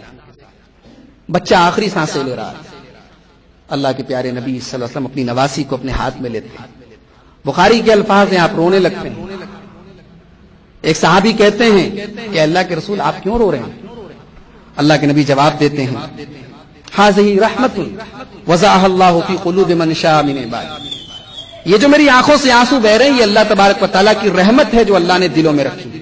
ولا یرحم من عبادہ الا الرحماء، اور اللہ اپنے بندوں میں انہی لوگوں پر رحم کرتا ہے جن کے دل میں رحم. تو اس حدیث سے یہ معلوم ہوا کہ کسی کے مقام میں جانا، کسی کی تعزیت میں جانا یہ غلط نہیں ہے، یہ جائز ہے. اور تعزیت یا تو اللہ کے رسول نے جو الفاظ سکھائے ہیں یہ الفاظ یاد کر لیے جائیں انہی الفاظ میں، یا اپنی زبان میں آدمی کہہ سکتا ہے کہ بھئی آپ صبر سے کام لیں، اللہ تعالیٰ آپ کو نعم البدل عطا فرمائے، آپ کے والد صاحب کی مغفرت فرمائے، ان کا مقام بلند کرے، ان کے گناہوں کو معاف کرے. ان الفاظ میں آپ تعزیت کر سکتے ہیں. لیکن تعزیت کے لیے کوئی خاص جگہ طے کر لینا، تعزیت کے لیے لوگوں کا اکٹھا ہو کر وہاں بیٹھ کر مرنے والے کے لیے قرآن پڑھنا، یا یہ تصور کرنا کہ تعزیت کے لیے مغرب سے عشاء کے بیچ کا وقت سب سے سوٹیبل ہے، سب سے بہترین وقت ہے، یہ تمام چیزیں جاہلیت ہیں، ان کا کوئی ثبوت نہیں ملتا۔ ایک مسئلہ یہ ہے کہ کیا عورتیں جنازے میں جا سکتی ہیں؟ بہت سی جگہوں پر آپ دیکھیں گے جنازے کے پیچھے پیچھے عورتیں بھی جا رہی ہیں، اور حضرت حسین کے جنازے میں تو 1400 سال سے عورتیں جا رہی ہیں۔ تو عورتوں کے جنازے میں عورتوں کا جانا کیسا ہے؟ حضرت ام عطیہ کہتی ہیں، بخاری کی روایت ہے، صحیح روایت ہے، نہینا عن اتباع الجنائز، ہم عورتوں کو جنازے میں جانے سے منع کیا گیا، ولم یعزم علینا، لیکن بہت سختی نہیں کی۔ تو اس حدیث سے یہ معلوم ہوا کہ جنازے میں عورتوں کو نہیں جانا چاہیے۔ جنازے میں بہت سی جگہوں پر بڑی دیر کی جاتی ہے بلا وجہ۔ کیا صاحب، ایک بیٹا بنگلور میں، اب اس کی فلائٹ کل شام کو ہے، آج انتقال ہوا ہے، کل شام کی فلائٹ ہے، تو ٹھیک ہے، کل عشاء بعد مٹی پڑے گی نا۔ دیکھیے اللہ کے نبی صلی اللہ علیہ وسلم کے زمانے سے، صحابہ کے زمانے سے اور آج کے زمانے سے زمین آسمان کا فرق۔ اب سچویشن بدل گئی۔ پہلے یہ تھا کہ تمام لوگ ایک گاؤں میں، ایک علاقے میں رہ رہے ہیں، اب ایک لڑکا بنگلور میں رہ رہا ہے، ایک لڑکا دلی میں رہ رہا ہے، ایک لڑکی ممبئی میں بھی آئی ہے، ایک لڑکی کی شادی دلی میں ہو گئی ہے۔ اب فیملیز بٹ گئی ہیں، دور ہو گئی، اور اللہ تعالیٰ نے قرآن میں فرمایا کہ وما جعل علیکم فی الدین من حرج، دین کے اندر تنگی نہیں ہے، پریشانی نہیں ہے۔ بلا وجہ لڑکی یا لڑکے کے جنازے میں شامل ہونے کے لیے جنازے میں غیر معمولی دیر کرنا، تھوڑی بہت دیر تو چلو ٹھیک ہے، آج کا کل کر دینا، کل کا پرسوں کر دینا، یہ اچھی چیز نہیں ہے۔ اللہ کے نبی نے منع فرمایا ہے۔ مسلم شریف کی روایت ہے، اسرعوا بالجنازہ، جنازے میں جلدی کرو، فَإِن تَكُ صَالِحَةً فَخَيْرٌ تُقَدِّمُونَهَا، اگر مرنے والا کوئی نیک آدمی ہے تو اچھی بات ہے، اس کو دفنا دو جلدی سے، وہ اپنے اللہ کی نعمتوں میں پہنچ جائے۔ وَإِن يَكُ سِوَى ذَلِكَ، اور اگر مرنے والا کوئی برا آدمی ہے، فَشَرٌ تَزَعُونَهُ عَنْ رِقَابِكُمْ، تو ایک بوجھ اپنے گردن سے جلدی سے اتارو، جلدی سے دفن کر کے ایک بوجھ سے نجات پاؤ۔ تو یہ حدیث ہمیں بتاتی ہے کہ جنازے میں دیر نہیں کرنا چاہیے۔ مرنے والا مر گیا، اب جناب سب لوگ آ رہا ہے، اس کو دیکھ رہا ہے، اس کی بیوی اس کے قریب نہیں جاتی، نکاح ٹوٹ گیا نا، بیوی مر گئی، شوہر اس کے قریب نہیں جا سکتا، اس کی چارپائی کو نہیں چھو سکتا۔ یہ ہمارے عوام میں یہ ذہنیت بنی ہوئی ہے، یہ سوچ ہے۔ کیا ایسا ہے؟ ایسا نہیں ہے۔ شوہر بیوی کو مرنے کے بعد، بیوی شوہر کو مرنے کے بعد چھو بھی سکتی ہے، اس کے پاس بیٹھ بھی سکتی ہے، اس کو غسل بھی دے سکتی ہے، شوہر بیوی کو، بیوی شوہر کو غسل بھی دے سکتا ہے۔ آئیے دلیل دیکھتے ہیں۔ ابن ماجہ کی روایت حضرت عائشہ کہتی ہیں، لو کنت استقبلت من امری مستدبرت، جو بات مجھے بعد میں پتہ چلی، اگر پہلے پتہ چلی ہوتی، ما غسل النبی صلی اللہ علیہ وسلم غیر نسائہ، تو اللہ کے نبی کو ان کی بیویوں نے ہی غسل دیا ہوتا۔ کتنی پیاری دلیل ہے کہ اگر بیوی کا شوہر کو غسل دینا حرام ہوتا تو اما عائشہ یہ بات نہ کہتی، کہ اگر جو بات مجھے بعد میں پتہ چلی، پہلے پتہ چلی ہوتی تو اللہ کے نبی کو آپ کی بیویوں نے غسل دیا ہوتا۔ اور ابن ماجہ کی ایک دوسری روایت ہے کہ حضرت عائشہ کہتی ہیں کہ ایک دن اللہ کے رسول صلی اللہ علیہ وسلم بقیع کے قبرستان سے آئے تو میرے سر میں بہت تیز درد ہو رہا تھا، تو میں نے کہا وَرَأْسَهُ، ہائے میرا سر پھٹا جا رہا ہے۔ تو اللہ کے رسول نے فرمایا بل انا وَرَأْسَهُ، اے عائشہ میرے سر میں درد ہو رہا ہے، تم کیوں رو رہی ہو؟ اس کے بعد حضرت عائشہ سے اللہ کے رسول نے تھوڑا شوہر اور بیوی کے بیچ میں جو مذاق ہوتا ہے، آپ نے مذاق کے طور پر حضرت عائشہ سے کہا ما ذرکی لو مت قبلی فقمت علیکی فغسلتکی وکفنتکی، اے عائشہ سوچو اگر تم مجھ سے پہلے مر گئی تو میں تم کو نہلاؤں، تم کو کفناؤں، وصلیت علیکی، تمہاری جنازے کی نماز پڑھوں، ودفنتکی، اور تمہیں دفناؤں، تو تمہیں کیسا لگے گا؟ دوسری روایتوں سے پتا چلتا ہے کہ حضرت عائشہ نے جواب میں کہا کہ آپ تو چاہتے ہی ہیں کہ میں مر جاؤں اور آپ میری سوتن لائیں۔ تو یہ شوہر اور بیوی کے بیچ میں محبت کی ایک گفتگو تھی، لیکن اس حدیث سے بہرحال اتنی دلیل ہمیں مل جاتی ہے کہ اللہ کے نبی نے اس خواہش کا اظہار کیا کہ اے عائشہ میں تمہیں نہلاتا، میں تجھے کفناتا، میں تجھے دفناتا۔ یہ حدیث اس بات کی دلیل ہے کہ شوہر اپنی بیوی کو غسل دے سکتا ہے۔ حضرت ابوبکر کا انتقال ہوا، آپ کی بیوی حضرت اسماء بنت امیس نے ان کو غسل دیا۔ حضرت فاطمہ کا انتقال ہوا، ان کے شوہر حضرت علی رضی اللہ تعالیٰ عنہ نے غسل دیا. لہذا یہ جو عوام میں بات پھیلی ہوئی ہے، یہ مس کنسپشن ہے، یہ غلط فہمی ہے، اس کو دور کرنا چاہیے. میرے ایک رشتہ دار کا انتقال ہوا، اتفاق سے میں پہنچا تو جنازہ بالکل تیار تھا. مجھ سے کہنے لگے مولانا آپ تھوڑا سا ان کے ماتھے پر کلمہ لکھ دیجیے. میں نے کہا اس سے کیا ہوگا؟ بولے دیکھیے آپ، ہم کو پتا ہے کہ آپ وہابی ہیں، لیکن آپ لکھ دیجیے، آپ لکھ سکتے ہیں. میں نے کہا میں نہیں لکھ سکتا، جو چیز ثابت نہیں ہے قرآن و حدیث سے، کیا مقصد ہے اس کا؟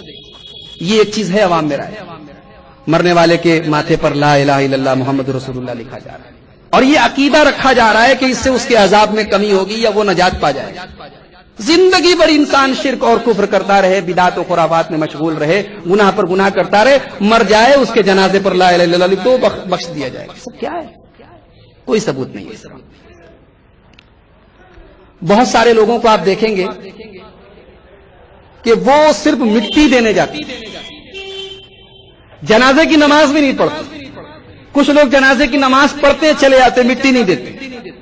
جنازے کی نماز پڑھنا اور میت کے دفن میں شریک ہونا، یہ دونوں کام کرنا، اس کی فضیلت کیا ہے؟ آئیے ایک بہت پیاری حدیث آپ کے سامنے پیش کر رہا ہوں. مسلم شریف کتاب الجنائز کی روایت. حضرت ابو ہریرہ کہتے ہیں من شہد الجنازۃ حتی یصلی علیہا، جو کسی جنازے میں شریک ہو یہاں تک کہ جنازے کی نماز ہو جائے، فلہ قیرات، تو اس کو 1 قیرات ثواب ملے گا. ومن شہیدہا حتی تدفن، اور جو کسی جنازے میں شریک ہو یہاں تک کہ میت کو دفنا دیا جائے، دفن تک شریک ہو، فلہ قیراتان، تو اس کو 2 قیرات ملے گا. صحابہ نے پوچھا اللہ کے رسول یہ قیرات کیا ہوتا ہے؟ آپ کہہ رہے ہیں 1 قیرات ملے گا، 2 قیرات ملے گا، واٹ از قیرات؟ قیرات کیا ہے؟ آپ نے فرمایا مثل الجبلین العظیمین. قیرات کو پوری طریقے سے ایکسپلین تو نہیں کیا، اللہ کے نبی نے ایک مثال دی کہ سمجھو 2 بڑے بڑے پہاڑ ہیں، ثواب 2 بڑے پہاڑوں کے برابر تمہیں ثواب ملے گا اگر کسی کے جنازے کی نماز میں شریک ہو گئے اور دفن تک شریک. حضرت عبداللہ ابن عمر بڑے پائے کے صحابی ہیں، ان کو یہ حدیث پتہ نہیں تھی. وہ عام طور سے جنازے کی نماز پڑھ کے گھر چلے جاتے تھے، دفن میں شریک نہیں ہوتے تھے.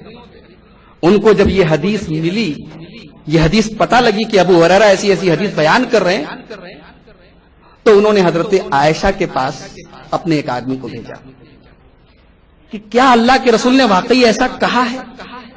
میری مائیں اور بہنیں ذرا غور کریں کہ اما عائشہ کا کیا مقام ہے کہ صحابہ کرام حدیثوں کو ویریفائی کرنے کے لیے حضرت عائشہ سے کنسلٹ کرتے تھے، ان سے رجوع کرتے تھے. یہ ایک عورت کا مقام ہے.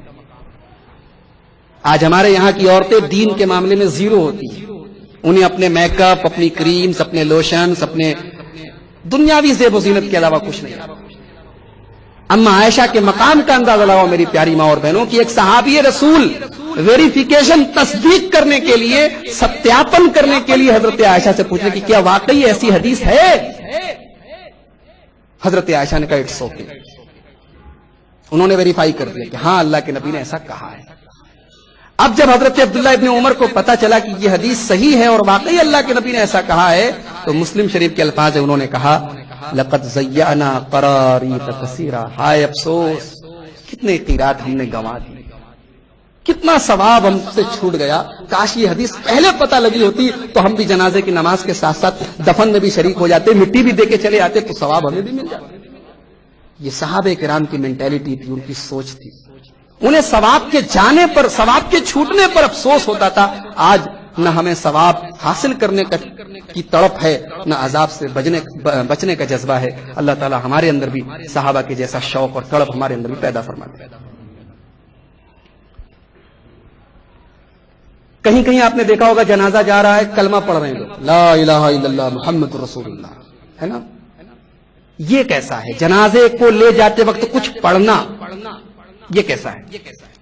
امام نووی کہتے ہیں، بہت بڑے امام ہیں، جلیل القدر امام ہیں، کہتے ہیں وَعْلَمْ أَنَّ الصَّوَابَ وَالْمُخْتَارَ وَمَا كَانَ عَلَيْهِ السَّلَفُ رضی اللہ عنہ. جان لو کہ صحیح بات یہ ہے جو سلف صالحین کا طریقہ ہے. ابھی لکھنؤ کے ایک صاحب ہیں، ان کا نام ہے سلمان ندوی. آج کل انہوں نے سلفیت کے خلاف مورچہ کھولا ہوا ہے. ان کی ایک تقریر بھی واٹس ایپ پر ایک صاحب نے بھیجا. انہوں نے کہا کہ صحابہ کرام نے کبھی اپنے آپ کو سلفی نہیں کہا, اس امت کے بزرگوں نے کبھی اپنے آپ کو سلفی نہیں کہا. یہ امام نووی, یہ 9ویں صدی ہجری کے عالم ہے, آج سے 600-700 سال پہلے کے عالم ہے. امام نووی کہہ رہے ہیں کہ صحیح بات یہ ہے اور سلف صالحین کا طریقہ یہ ہے السکوت فی حال السیر مع الجنازہ, کہ جب جنازہ لے کر جایا جائے تو خاموش رہا جائے. کیا کہتے ہیں آپ؟ اگر کوئی کہتا ہے کہ سلفی کا نام یا سلف کی طرف اپنے آپ کو منسوب کرنا یہ ایک نئی چیز ہے, وہ اپنی عقل پر ماتم کرے, اپنے دماغ کا علاج کروائے. یہ امام نووی کہہ رہے ہیں. کیا یہ بھی انگریزوں کی پیداوار؟ سلمان ندوی نے کہا ہے اپنی تقریر میں. اللہ ایسے لوگوں کو ہدایت دے, ہم ہدایت کی دعا کے علاوہ اور کیا کر سکتے. تو جنازے میں خاموشی کے ساتھ چلا جائے. فلا یرفع صوت بقراءۃ ولا ذکر, نہ تو قرآن کی تلاوت زور زور سے کی جائے, نہ کوئی اللہ کا ذکر کیا جائے, خاموش رہا جائے. اور امام نووی کہتے ہیں کہ خاموش رہنے میں حکمت بھی ہے. کہتے ہیں والحکمت فیہ ظاہر, جنازہ جا رہا ہے آدمی خاموش ہے, کہتے ہیں حکمت کا تقاضا بھی یہی ہے. کیوں؟ لأنہ اسکن لخاطر, جنازہ جب جا رہا ہے اب انسان خاموش ہے تو دل میں سکون ہے. وَأَجْمَعُ لِفِكْرِهِ فِي مَا يَتَعَلَّقُ بِالْجَنَازَةِ, اور انسان کا دماغ جو ہے جنازے میں لگا ہوا ہے کہ ہم ایک آدمی کے جنازے میں جا رہے ہیں, موت کی یاد آ رہی ہے. اور یہی تو شریعت چاہتی ہے کہ تمہیں موت یاد آئے, اسی لیے تو جنازے کے پیچھے پیچھے چلنے کا حکم دیا گیا. لہذا خاموش رہنے میں ہی حکمت ہے. یہ امام نووی کہتے ہیں. جنازے کے آگے چلا جا سکتا ہے کہ ایک مسئلہ یہ ہے کہ کیا جنازے کے پیچھے چلنے کا حکم ہے تو پیچھے ہی رہا جائے یا آگے بھی جایا جا سکتا ہے. حضرت انس کہتے ہیں ان رسول اللہ صلی اللہ علیہ وسلم و ابا بکر و عمر كانوا يمشون امام الجنازہ وخلفها, اللہ کے پیارے رسول صلی اللہ علیہ وسلم, حضرت ابو بکر اور حضرت عمر, یہ لوگ جنازے کے آگے بھی چلتے تھے پیچھے بھی چلتے تھے. لہٰذا جنازے کے آگے چلنے میں بھی کوئی حرج کی بات نہیں ہے, لیکن پیچھے چلنا یہ زیادہ بہتر ہے, اس لیے کہ عام طور سے اتباع الجنائز کہا گیا حدیث میں, جنازے کے پیچھے پیچھے چلنا. تو بہتر یہ ہے کہ جنازے کے پیچھے پیچھے چلا جائے, لیکن اگر کوئی آدمی آگے نکل گیا تو کوئی حرج کی بات نہیں. بچے کی جنازے کی نماز پڑھی جائے گی یا نہیں, ایک مسئلہ یہ ہے. ہمارے یہاں کہیں کہیں یہ لوگوں میں یہ ذہنیت بنی ہوئی ہے کہ بچہ اگر پیدا ہونے کے بعد رویا ہے, چلایا ہے, آواز نکلی ہے, تب تو جنازے کی نماز پڑھی جائے گی, اور مرا ہوا ہی پیدا ہوا ہے تو جنازے کی نماز نہیں پڑھی جائے گی. اس کی کوئی صحیح دلیل نہیں. ایک حدیث ہے اس سلسلے میں, اذا استحل السبط, جب بچہ روئے تب جنازے کی نماز پڑھی جائے گی, لیکن وہ حدیث ضعیف ہے. صحیح بات یہ ہے کہ 4 مہینے کے اوپر کا بچہ اگر پیدا ہوا ہے, چاہے وہ پوری طریقے سے کمپلیٹ نہ ہو, ناک کان وغیرہ اس کے کمپلیٹ نہ ہو, اگر ماں کے پیٹ سے پیدا ہوا 4 مہینہ کمپلیٹ ہونے کے بعد, تو اس کی جنازے کی نماز پڑھی جائے گی. اس کی دلیل کیا ہے؟ اس کی دلیل ایک بہت پیاری حدیث ہے بخاری شریف کی. حضرت عبداللہ ابن مسعود کہتے ہیں حدثنا رسول اللہ صلی اللہ علیہ وسلم, ہم سے حدیث بیان کی اللہ کے رسول. دیکھ رہے ہیں, پتا چلا کہ جو محدثین کا طریقہ ہے حدثنا کر کے حدیث بیان کرنے کا, یہ طریقہ صحابہ کرام سے سیکھا گیا ہے. صحابی رسول کہہ رہے ہیں حدثنا رسول اللہ صلی اللہ علیہ وسلم, ہم سے حدیث بیان کی اللہ کے رسول نے. وہو الصادق المصدوق, اور اللہ کے رسول سچے بھی ہیں اور آپ کی بات کی تصدیق کی جاتی ہے. کیا فرمایا اللہ کے رسول نے؟ ان احدکم یجمع فی بطن امہ 40 یوما, تم میں سے ایک آدمی اپنی ماں کے پیٹ میں 40 دن تک ملایا جاتا ہے. مرد اور عورت کا جو نطفہ ہوتا ہے 40 دن تک اس کو ملایا جاتا ہے. ثم یکون علقۃ مثل ذلک, پھر 40 دن تک وہ جمے ہوئے خون کی شکل میں رہتا ہے. ثم یکون مضغۃ, اور پھر 40 دن تک وہ گوشت کے لوتھڑے کی شکل رہتا ہے. تو 40 + 40 + 40 = 120. جب 120 دن کمپلیٹ ہو جاتے ہیں تب اللہ کے نبی فرماتے ہیں ثم یبعث اللہ الیہ ملکا, پھر اللہ تبارک و تعالیٰ اپنے فرشتے کو بھیجتا ہے, تو وہ فرشتہ 4 باتیں لکھتا ہے. 4 چیزیں وہ فرشتہ لکھتا ہے. بچہ بھی ماں کے پیٹ میں بھی 4 مہینے کا ہوا ہے, 4 باتیں لکھ دیتا ہے. کیا لکھتا ہے؟ عملہ, کتنا عمل کرے گا, وہ اجلہ, کتنی زندگی پائے گا, کتنی عمر پائے گا, وَرِزْقُهُ کتنی روزی پائے گا, کروڑپتی بنے گا کہ غریب ہوگا, لکھ دیا جاتا ہے. وَشَقِيٌّ أَوْ سَعِيدٌ جنتی بنے گا کہ جہنمی بنے گا, بدبخت ہوگا کہ خوش بخت ہوگا, یہ بھی لکھ دیا جاتا ہے. 4 چیزیں لکھ دی جاتی ہیں. اس کے بعد اللہ کے نبی اپنی اسی بات کو مزید ایکسپلین کرتے ہوئے فرماتے ہیں کہ کبھی کبھی ایسا ہوتا ہے کہ ایک آدمی پوری زندگی جہنمیوں والا عمل کرتا ہے, یہاں تک کہ اس کے اور جہنم کے بیچ میں 1 ہاتھ کی دوری ہوتی ہے.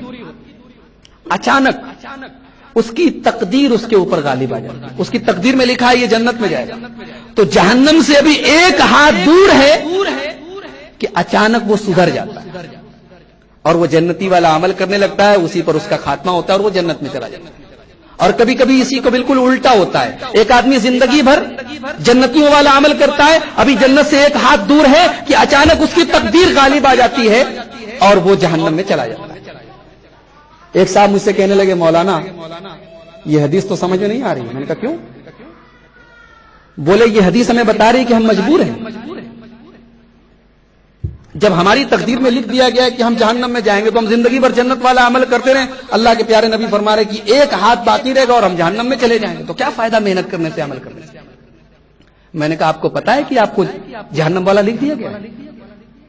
ٹھیک ہے, میں اس حدیث پاک میں یہ بتایا گیا کہ انسان کے مقدر میں جو لکھا ہے وہ ہو کر رہتا ہے, لیکن یہ ہمیں کیسے پتا کہ ہمارے مقدر میں یہی لکھا گیا ہے؟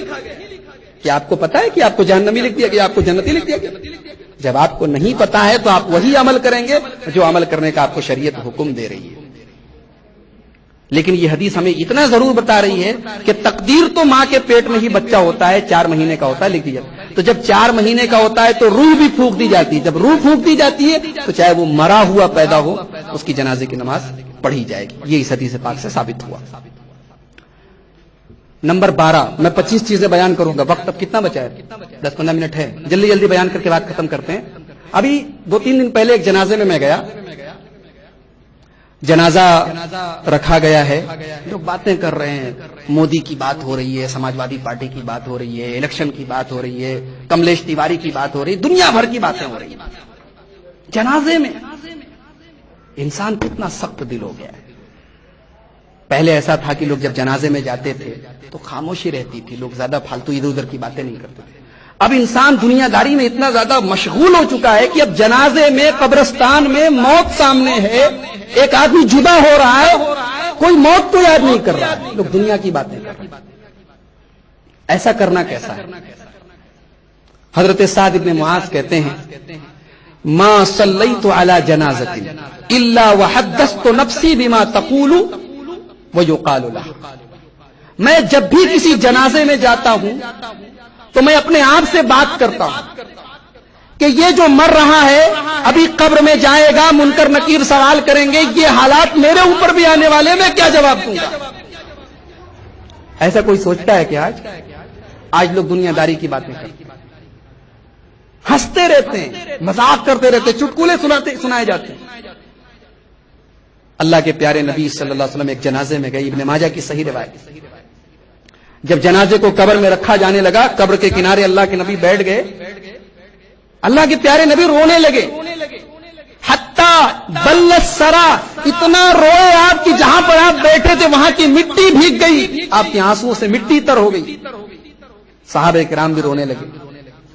اللہ کے نبی نے فرمایا, لمثل ھذا فاعدوا یا اخوانی, میرے صحابہ یہاں کی تیاری کرو, یہاں جانے کی تیاری کرو. عثمان غنی رضی اللہ تعالیٰ جب بھی کسی قبرستان کے پاس سے گزرتے تھے, قبر کو دیکھتے تھے, بے تحاشا رونے لگتے تھے. ان سے سوال کیا گیا, تذکر الجنت و تذکر النار وما تبکی, آپ کے سامنے جنت کی بات ہوتی ہے, جہنم کی بات ہوتی ہے, آپ نہیں روتے ہیں, اور قبر کے پاس سے گزرتے ہیں تو بے تحاشا رونے لگتے ہیں. کہتے ہیں کیوں نہ ہو, میں نے اپنے پیارے نبی جناب محمد رسول اللہ صلی اللہ علیہ وسلم کو یہ فرماتے ہوئے سنا ہے کہ ان القبر اول منزل من منازل الاخرہ, یہ قبر آخرت کی پہلی منزل ہے, جس کے لیے یہ منزل آسان ہوگی اس کے لیے آگے کی منزلیں آسان. یہ ہماری سخت دلی اور پتھر دلی کی ایک نشانی ہے کہ آج قبرستان میں اور مردے کو دفنائے جانے کے وقت دنیا کی باتیں ہوتی. حضرت عبداللہ ابن مسعود نے دیکھا, جنازے میں جا رہے تھے, ایک آدمی زور زور سے ہنس رہا تھا. انہوں نے کہا اتضحک فی ھذا الموقف, جنازہ جا رہا ہے تو ہنس رہا ہے, دانت دکھا رہا ہے. واللہ لا اکلمک ابدا، آج کے بعد میں کبھی تجھ سے بات نہیں کروں گا۔ تو صحابہ کرام کا یہ طرز عمل ہمیں بتا رہا ہے کہ جنازہ جب جا رہا ہو، جب میت کو کفنایا جا رہا ہو، دفنایا جا رہا ہو، وہاں دنیاوی باتیں نہیں کرنی چاہیے۔ کبھی کبھی ایسا ہوتا ہے ہمارے محلے میں کسی کا انتقال ہوا، پڑوس میں کسی کا انتقال ہوا، ہم نے سنا، ہم اپنے کام میں لگے ہیں، ارے چلو بھائی جنازہ پڑھنے والے بہت سارے لوگ ہیں، ہم لوگ یہ سمجھتے ہیں کہ بھئی سب کا تو جنازہ پڑھنا ضروری ہے نہیں، جنازہ تو فرض کفایہ ہے، کچھ لوگوں نے پڑھ لیا ہو گیا۔ ہمارے کسی کے جنازے میں شریک ہونے سے اس کی بخشش بھی ہو سکتی ہے، اس کو کوئی معمولی بات مت سمجھیے، ہمیں جو ثواب ملے گا وہ تو ملے گا، ہمارے کسی کے جنازے میں شریک ہونے سے اس کی بخشش ہو سکتی ہے، وہ جنت میں جا سکتا ہے۔ آئیے ایک حدیث دیکھیں، مسلم شریف کتاب الجنائز کی روایت، حضرت عبداللہ ابن عباس کے ایک بیٹے کا انتقال ہو گیا، مکہ اور مدینہ کے بیچ میں ایک جگہ ہے، اس کا نام ہے قدید یا عصفان، وہاں پر انتقال ہو گیا، جنازہ ریڈی ہو گیا۔ حضرت عبداللہ ابن عباس نے اپنے غلام قریب کو بھیجا کہ جاؤ پتہ کرو باہر لوگ آئے ہیں کہ نہیں۔ غلام باہر گیا، دیکھا بہت بھیڑ ہے، آگے کہا کہ ہاں لوگ تو بہت اچھی تعداد میں موجود ہیں، کہا کہ 40 ہوں گے کہ نہیں ہوں گے، کہا 40 سے اوپر ہیں۔ تو حضرت عبداللہ ابن عباس نے کہا اخرجو، اب جنازہ نکال دو، 40 ہو گئے، جنازہ نکال دو۔ فإنی سمعت رسول اللہ صلی اللہ علیہ وسلم یقول، اس لیے کہ میں نے اللہ کے رسول کو یہ فرماتے ہوئے سنا ہے، ما من رجل مسلم يموت فيقوم على جنازته 40 رجلا، جب کوئی مسلمان مرتا ہے اور اس کے جنازے میں 40 آدمی کھڑے ہو کر جنازے کی نماز پڑھتے ہیں، لا یشرکون باللہ شیئا، اور وہ 40 آدمی شرک کرنے والے نہیں ہوتے اللہ کے ساتھ کسی کو، الا شفعهم اللہ فیہ، اللہ تبارک و تعالی ان 40 لوگوں کے جنازے کی نماز کے ذریعہ جو اللہ کی بارگاہ میں وہ سفارش کرتے ہیں، ان کی سفارش کو قبول کرتا ہے۔ جنازے کی نماز میں ہم کیا پڑھتے ہیں؟ مرنے والے کے لیے دعا ہی تو کرتے ہیں، اللہم اغفر لحینا ومیتنا وشاہدنا وغائبنا وصغیرنا وکبیرنا وذکرنا وانثانا، اللہم من توفیتہ منا اللہم من احییتہ منا فاحیہ علی الاسلام ومن توفیتہ منا فتوفہ علی الایمان۔ یہی دعا تو ہم پڑھتے ہیں، اے اللہ ہمارے زندوں کو بخش دے، مردوں کو بخش دے، مردوں کو بخش دے، عورتوں کو بخش دے۔ ایک چھوٹی سی دعا اور بتائی کہ اللہم اغفر لہ وارحمہ وعافہ واکرم نزلہ ووسع مدخلہ۔ یہ تمام دعائیں کیا ہے؟ یہ مرنے والے کے لیے، اس کی مغفرت کے لیے دعا ہے۔ کتنے لوگ ہیں جن کو آج جنازے کی نماز کا طریقہ نہیں معلوم، ان کو یہ بھی نہیں پتا کہ جنازے کی نماز میں سورہ فاتحہ پڑھنی چاہیے۔ سیکھنا چاہیے میرے بھائیو، جاننا چاہیے۔ اگر 40 موحد لوگ کسی مسلمان کا جنازہ پڑھنے، اللہ تعالیٰ اس کی بخشش کر دے گا، یہ حدیث بتا رہی ہے۔ ایک غلط فہمی عوام میں یہ بھی پھیلی ہے کہ مسجد میں جنازے کی نماز نہیں پڑھ سکتے، بہت سی جگہوں پر، بنارس میں تو نہیں، باہر میں نے دیکھا کہ بہت سے لوگ اس کو بہت نایوب سمجھتے ہیں، کہہ رہے نہیں مسجد میں جنازے کی نماز نہیں پڑھ سکتے۔ کیا ایسا ہے؟ کیا مسجد میں جنازے کی نماز نہیں پڑھ سکتے؟ آئیے مسلم شریف کی ایک حدیث دیکھتے ہیں۔ حضرت سعد بن ابی وقاص کا انتقال ہوا، اللہ کے نبی صلی اللہ علیہ وسلم کی ازواج مطہرات نے یہ پیغام بھجوایا کہ ان کے جنازے کو مسجد میں بھیجیے تاکہ اللہ کے نبی کی ازواج وہاں پر ان کی جنازے کی نماز پڑھیں۔ چنانچہ ان کا جنازہ لایا گیا اور اللہ کے نبی کی بیویوں نے اپنے اپنے حجرے سے ان کی جنازے کی نماز پڑھی اور پھر ان کا جنازہ وہاں سے لے کے چلا جائے۔ تو کچھ لوگوں نے اس کو بہت برا بھلا کہا کہ ارے کبھی نبی کے زمانے میں جنازہ مسجد میں نہیں گیا، آج ایسا نیا کام ہو رہا ہے۔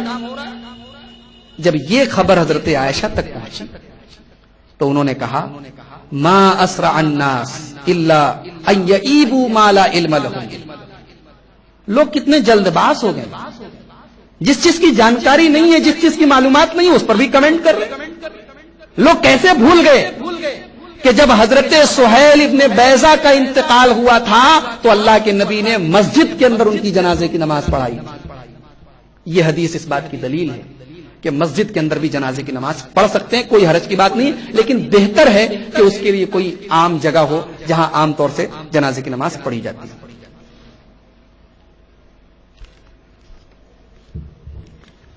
کہیں کہیں آپ نے دیکھا ہوگا قبر پر اذان ہو رہی ہے، یہ اذان کا کیا معاملہ ہے؟ کیا قبر کے اوپر اذان دینا ثابت ہے؟ سعودی عرب کی فتویٰ کمیٹی جو وہاں کے بڑے بڑے علماء جس میں شامل ہیں، اللجنۃ الدائمہ للبحوث والافتاء، اس کمیٹی سے یہ سوال کیا گیا کہ کیا قبر پر کھڑے ہو کر اذان دینا ثابت ہے؟ تو جواب کیا دیتی ہے سعودی عرب کی فتویٰ کمیٹی جس میں بڑے بڑے علماء ہیں؟ جواب دیتی ہے لا يجوز الاذان ولا الاقامۃ عند القبر بعد الدفن. دفن کے بعد قبر کے پاس نہ تو اذان دینا جائز ہے نہ اقامت دینا جائز ہے. ولا فی القبر، اور نہ قبر کے اندر کھڑے ہو کے اذان دینا جائز ہے. دفن کے پہلے بھی نہیں، دفن کے بعد بھی نہیں. لأن ذلك بدعۃ محدثۃ، ایک نئی بدعت ہے یہ. وقد ثبت عن الرسول صلی اللہ علیہ وسلم انه قال، اور اللہ کے رسول سے یہ ثابت ہے کہ آپ نے فرمایا من احدث فی امرنا هذا ما ليس منه فهو رد، جس نے ہمارے دین میں کوئی نئی چیز نکالی وہ کام مردود ہے. لہذا قبر کے اوپر اذان دینے کا کوئی ثبوت نہیں. ایک ویڈیو میرے پاس آیا تھا واٹس ایپ پر. پاکستان کے ایک جناب ہیں، ان کو پاکستان کے بہت سارے شیخ الاسلام بھی کہتے ہیں، طاہر القادری نام ہے ان کا. وہ ایک جنازے میں گئے، سب کو ہٹا دیا گیا. اب وہ قبر کے پاس کھڑے ہو کر کہہ رہے ہیں کہ ہاں کہو ربی اللہ، ہاں کہو دینی الاسلام. وہ اس کو تلقین کر رہے ہیں، اس کو لا الہ الا اللہ پڑھوا رہے ہیں، اس کو قبر کے جو سوال جواب ہو رہے ہیں اس کی پریکٹس کروا رہے ہیں. یہ کیسا ہے؟ ایسا عمل کرنا کیسا ہے؟ بعد میں طاہر القادری صاحب سے سوال کیا گیا کہ یہ حرکت جو آپ نے کی اس کی دلیل کیا ہے؟ تو دلیل کیا دیتے ہیں؟ کہتے ہیں اللہ کے نبی نے فرمایا لقنوا موتاکم لا الہ الا اللہ، اپنے مردوں کو لا الہ الا اللہ کی تلقین کرو. تو جب مر گیا تب بھی ہم تلقین کریں گے، اس لیے کہ نبی نے مردوں کو تلقین کرنے کی بات کہی. بتائیے کہ حدیث کا جو مطلب، اسی لیے ہم لوگ اپنے آپ کو سلفی کیوں بولتے ہیں؟ اہل حدیث بولتے تھے کافی تھا. سلفی بولنے کی وجہ جانتے کیوں؟ حدیث کا وہ مطلب جو سلف نے نہیں لیا، صحابہ نے نہیں لیا، تابعین نے نہیں لیا، جو اس امت کے سب سے بہترین لوگ تھے انہوں نے نہیں لیا. آج 14 صدی کے بعد اگر حدیث کو کوئی غلط طریقے سے انٹرپریٹ کر رہا ہے، ایکسپلین کر رہا ہے، ہم اس کو ایکسپٹ نہیں کریں گے. یہ سلفی ہونے کا فائدہ ہے، یہ سلفی منہج کی خاصیت ہے کہ ہم حدیث اور قرآن پر چلنے والے ہیں، لیکن ہم قرآن اور حدیث کا وہی مطلب لیں گے جو سلف نے لیا. اب یہ حدیث صحابہ کے زمانے میں تھی، لیکن ایسا کوئی ثبوت نہیں ملتا کہ کوئی صحابی کسی کے دفن ہونے کے بعد قبر پہ کھڑے ہو کے کہہ رہا ہو کہ لا الہ الا اللہ کہو. اسی لیے سعودی عرب کی فتویٰ کمیٹی کہتی ہے کہ اس بارے میں علماء کے دو قول ہیں کہ کسی کے مرنے کے بعد اس کی قبر کے پاس کھڑے ہو کے تلقین کر سکتے ہیں کہ نہیں. اس بارے میں دو قول ہیں، لیکن صحیح قول یہ ہے انہ غیر مشروع، کہ یہ عمل شریعت میں ثابت نہیں ہے، بل بدعت، یہ بدعت ہے، وکل بدعت ضلالہ، اور ہر بدعت گمراہی ہے. اور اس سلسلے میں ایک دلیل پیش کی جاتی ہے کہ حضرت ابو امامہ رضی اللہ تعالیٰ عنہ کے دفن کے بعد ان کو تلقین کی گئی لا الہ الا اللہ کی. یہ طبرانی کی روایت ہے، لیکن سعودی عرب کی فتویٰ کمیٹی کہتی ہے کہ اس روایت کو امام حیثمی نے اپنی کتاب مجموع الزوائد میں نقل کرنے کے بعد لکھا ہے کہ فی اسنادہ جماعۃ لم اعرف، کسی حدیث میں کوئی ایک راوی گڑبڑ ہوتا ہے حدیث ضعیف ہو جاتی ہے، لیکن اس کی سند میں پوری ایک جماعت ہے، راوی در راوی، راوی در راوی، سب گڑبڑ ہیں. لم عارفم، امام حیثمی جیسا محدث کہہ رہا ہے مجھے پتہ ہی نہیں کہ سب راوی کہاں سے آئے. لہذا یہ حدیث گڑبڑ ہے. وعلی ھذا لا یحتج بہ علی جواز تلقین المیت، اور اس حدیث کی بنیاد پر کسی کے مرنے کے بعد اس کو تلقین کرنا جائز نہیں. کیا دفن کے بعد قبر کے پاس کھڑے ہو کر قرآن پڑھنا ثابت ہے؟ آپ نے میت کو دفنا دیا، مٹی دے دی، اب اتنا تو ثابت ہے کہ اس کے لیے دعائے مغفرت ہے. اللہ کے نبی فرماتے ہیں، ابو داؤد کی روایت ہے کہ کان النبی صلی اللہ علیہ وسلم اذا فرغ من دفن المیت، جب اللہ کے نبی کسی میت کو دفنا لیتے تھے تو کہتے تھے استغفروا لاخیکم، اپنے بھائی کے لیے مغفرت کی دعا کرو، وصلوا له التثبیت، اور اللہ سے دعا کرو کہ اللہ اس کو قبر کے سوال جواب میں ثابت قدم رکھے. فإنه الآن يسأل، اس لیے کہ اس سے سوال شروع ہو گیا. اتنا تو ثابت ہے، لیکن وہاں کھڑے ہو کر قرآن پڑھنا یہ ثابت نہیں. اور ایک مسئلہ اور بتا دوں کہ یہ جو قبر کے پاس کھڑے ہو کے جو دعا کرنے کا ثبوت ہے، اس کو اجتماعی شکل دینا صحیح نہیں کہ ایک مولوی صاحب کھڑے ہو کے دعا کر رہے ہیں کہ اللہ اس مرنے والے کی قبر میں مغفرت فرما، اب باقی لوگ کہہ رہے ہیں آمین. یہ طریقہ غلط ہے. ہر آدمی انفرادی طور پر دعا کرے، ہاتھ اٹھا کے دعا بھی کر سکتا ہے، اس لیے کہ ہاتھ اٹھانا دعا کے آداب میں سے، بغیر ہاتھ اٹھائے بھی دعا کر سکتا ہے، اس لیے کہ یہاں خاص طور سے ہاتھ اٹھانے کا ذکر نہیں، لیکن دعا کر سکتا ہے. لیکن قرآن پڑھنے کا کوئی ثبوت نہیں. اسی لیے علامہ ابن عثیمین کہتے ہیں وَأَمَّا الْقِرَاءَةُ عَلَى الْقَبْرِ فَالْأَصَحُّ أَنَّهَا مَكْرُوهَةٌ، قبر کے اوپر قرآن پڑھنے کے بارے میں صحیح بات یہ ہے کہ یہ عمل مکروہ ہے، اور انسان کسی کی قبر پہ جا کے وہاں قرآن پڑھے یہ بدعت ہے. اور اسی میں آپ اس کو بھی شامل کر لیجیے، اجتماعی جو دعا ہے. ایک چیز دو چار چیزیں اور بیان کر کے بات ختم کرتے ہیں. کہیں کہیں آپ نے دیکھا ہوگا میت کے گھر اس کے تمام رشتہ دار اکٹھا ہوئے, باقاعدہ دعوت کا اہتمام ہو رہا ہے, لوگ آ رہے ہیں, کھا رہے ہیں, پی رہے ہیں اور جا رہے ہیں. ایک تو بیچارے میت کے گھر والے ایسے ہی غم میں مبتلا ہیں, اب ان کے اوپر ایک ایکسٹرا بوجھ ڈالنا کہ دعوت کا اہتمام کرنا اور کھانا اور کھلانا, چاہے وہ تیسرے دن یہ حرکت ہو, چاہے 10ویں دن ہو, چاہے 40ویں دن ہو, یہ تیجا 10واں 40واں, ان سب کی شرعی حیثیت کیا ہے؟ اللہ کے نبی صلی اللہ علیہ وسلم نے حضرت جعفر کے انتقال کے بعد صحابہ کرام سے فرمایا, ابو داؤد شریف کی صحیح روایت ہے, اسنؤ لآل جعفر طعاما, جعفر کے گھر والوں کے لیے کھانا تیار کرو, فإنه قد أتاهم ما شغلهم, اس لیے کہ ان کو غم اور صدمہ ہے, وہ بیچارے ابھی اس لائق نہیں ہے کہ کھانا وانا بنا سکیں, ان کو کھانا پہنچاؤ ان کے گھر. اس حدیث سے یہ معلوم ہوا کہ اگر ہمارے کسی رشتہ دار کے گھر میں میت ہوئی ہے تو ہم کھانا اس کو کھلائیں, نہ کہ اس کے گھر جا کے کھائیں. اسی لیے سعودی عرب کی اللجنۃ الدائمہ کے فتویٰ میں ایک فتویٰ یہ بھی ہے کہ اما اقامت المأتم و بناء الصوابین لتقبل العزاء و اطعام الحاضرین الطعام, کسی کے مرنے کے بعد جو لوگ تعزیت کرنے آ رہے ہیں ان کو بیٹھ کر کھانا کھلانا, فلیس من حدی النبی صلی اللہ علیہ وسلم, یہ اللہ کے نبی کا طریقہ نہیں ہے. والخیر کل الخیر فی اتباع ہدیہ, اور بھلائی اللہ کے نبی کے طریقے کی پیروی ہی میں ہے. کہیں کہیں کرائے کے لوگوں کو قرآن پڑھنے کے لیے بلایا جاتا ہے, باقاعدہ اجرت طے کی جاتی ہے کہ ہمارے یہاں آ کے تم لوگ اتنا قرآن پڑھ دو, ہم اتنا پیسہ تم کو. کرائے کے لوگوں کو قرآن پڑھنے کے لیے بلایا جاتا ہے کہ میرے باپ کی بخشش ہو جائے. خود کو اس لائق نہیں ہے کہ باپ کے جنازے کی نماز صحیح طریقے سے پڑھ سکیں, لیکن پیسے کے بل پر لوگوں کو بلا کے قرآن پڑھوایا جاتا ہے. ایسا کرنا کیسا ہے؟ اللجنۃ الدائمہ سعودی عرب کی فتویٰ کمیٹی سے سوال کیا گیا تو جواب ملا, لا يجوز استئجار من يقرأ القرآن على قبر المیت او على روحه, بالکل جائز نہیں. میت کے لیے قرآن پڑھنا اور اس قرآن کے لیے اجرت دینا یہ بالکل جائز, اس پر علماء کا اتفاق ہے. اس میں تو اختلاف ہے کہ میت کو قرآن پڑھ کے بخش سکتے ہیں یا نہیں, اس میں تو کچھ علماء نے اس کو جائز کہا ہے, حالانکہ وہ صحیح نہیں ہے. لیکن پیسہ دے کر کسی کو بلا کے قرآن پڑھوانا, اس پر تو سب کا اتفاق ہے کہ یہ حرام ہے. قرآن کی تلاوت پر اجرت نہیں دی جا سکتی. اور ہمارے یہاں جو تیجا 10واں 40واں, ہم نے اپنے بعض رشتہ داروں کے یہاں دیکھا کہ آج میت ہوئی, کل رات میں مسالہ پیسا جا رہا ہے, پیاز کاٹی جا رہی ہے, تیجا والے دن کی بریانی کی تیاریاں ہو رہی ہیں. کتنی شرمناک بات ہے. کہیں کہیں تو تیجا وغیرہ کے نام پر اتنی بڑی دعوت ہوتی ہے کہ ولیمہ فیل ہو جائے. علامہ ابن الحاج المالکی بہت بڑے عالم گزرے ہیں, وہ کہتے ہیں وَكَذَلِكَ يُحَذَّرُ مِمَّا أَحْدَثَهُ بَعْضُهُمْ فِعْلَ الثَّالِثِ لِلْمَيِّتِ, ایک چیز جس کو لوگوں نے نکال لیا ہے, اس سے بھی بچنا چاہیے, تیجا, میت کے تیسرے دن یہ حرکت کرنا, وَعَمَلِهِمِ الْأَطْعِمَةَ, اور اس دن کھانا وغیرہ تیار کرانا, حَتَّى صَارَ عِندَهُمْ أَمْرٌ مَعْمُولٌ بِهِ, یہاں تک کہ کچھ لوگوں کے یہاں یہ عادت بن گئی ہے, سماج کی ایک رسم بن گئی ہے. ہمارے اپنے نانا کا انتقال ہوا, ہم نے اپنے ماموں لوگوں سے کہا کہ بھئی آپ لوگ کیا کر رہے ہیں. ان لوگوں نے بھی افسوس کا اظہار کیا کہ یہ چیز ہمیں صحیح نہیں لگ رہی.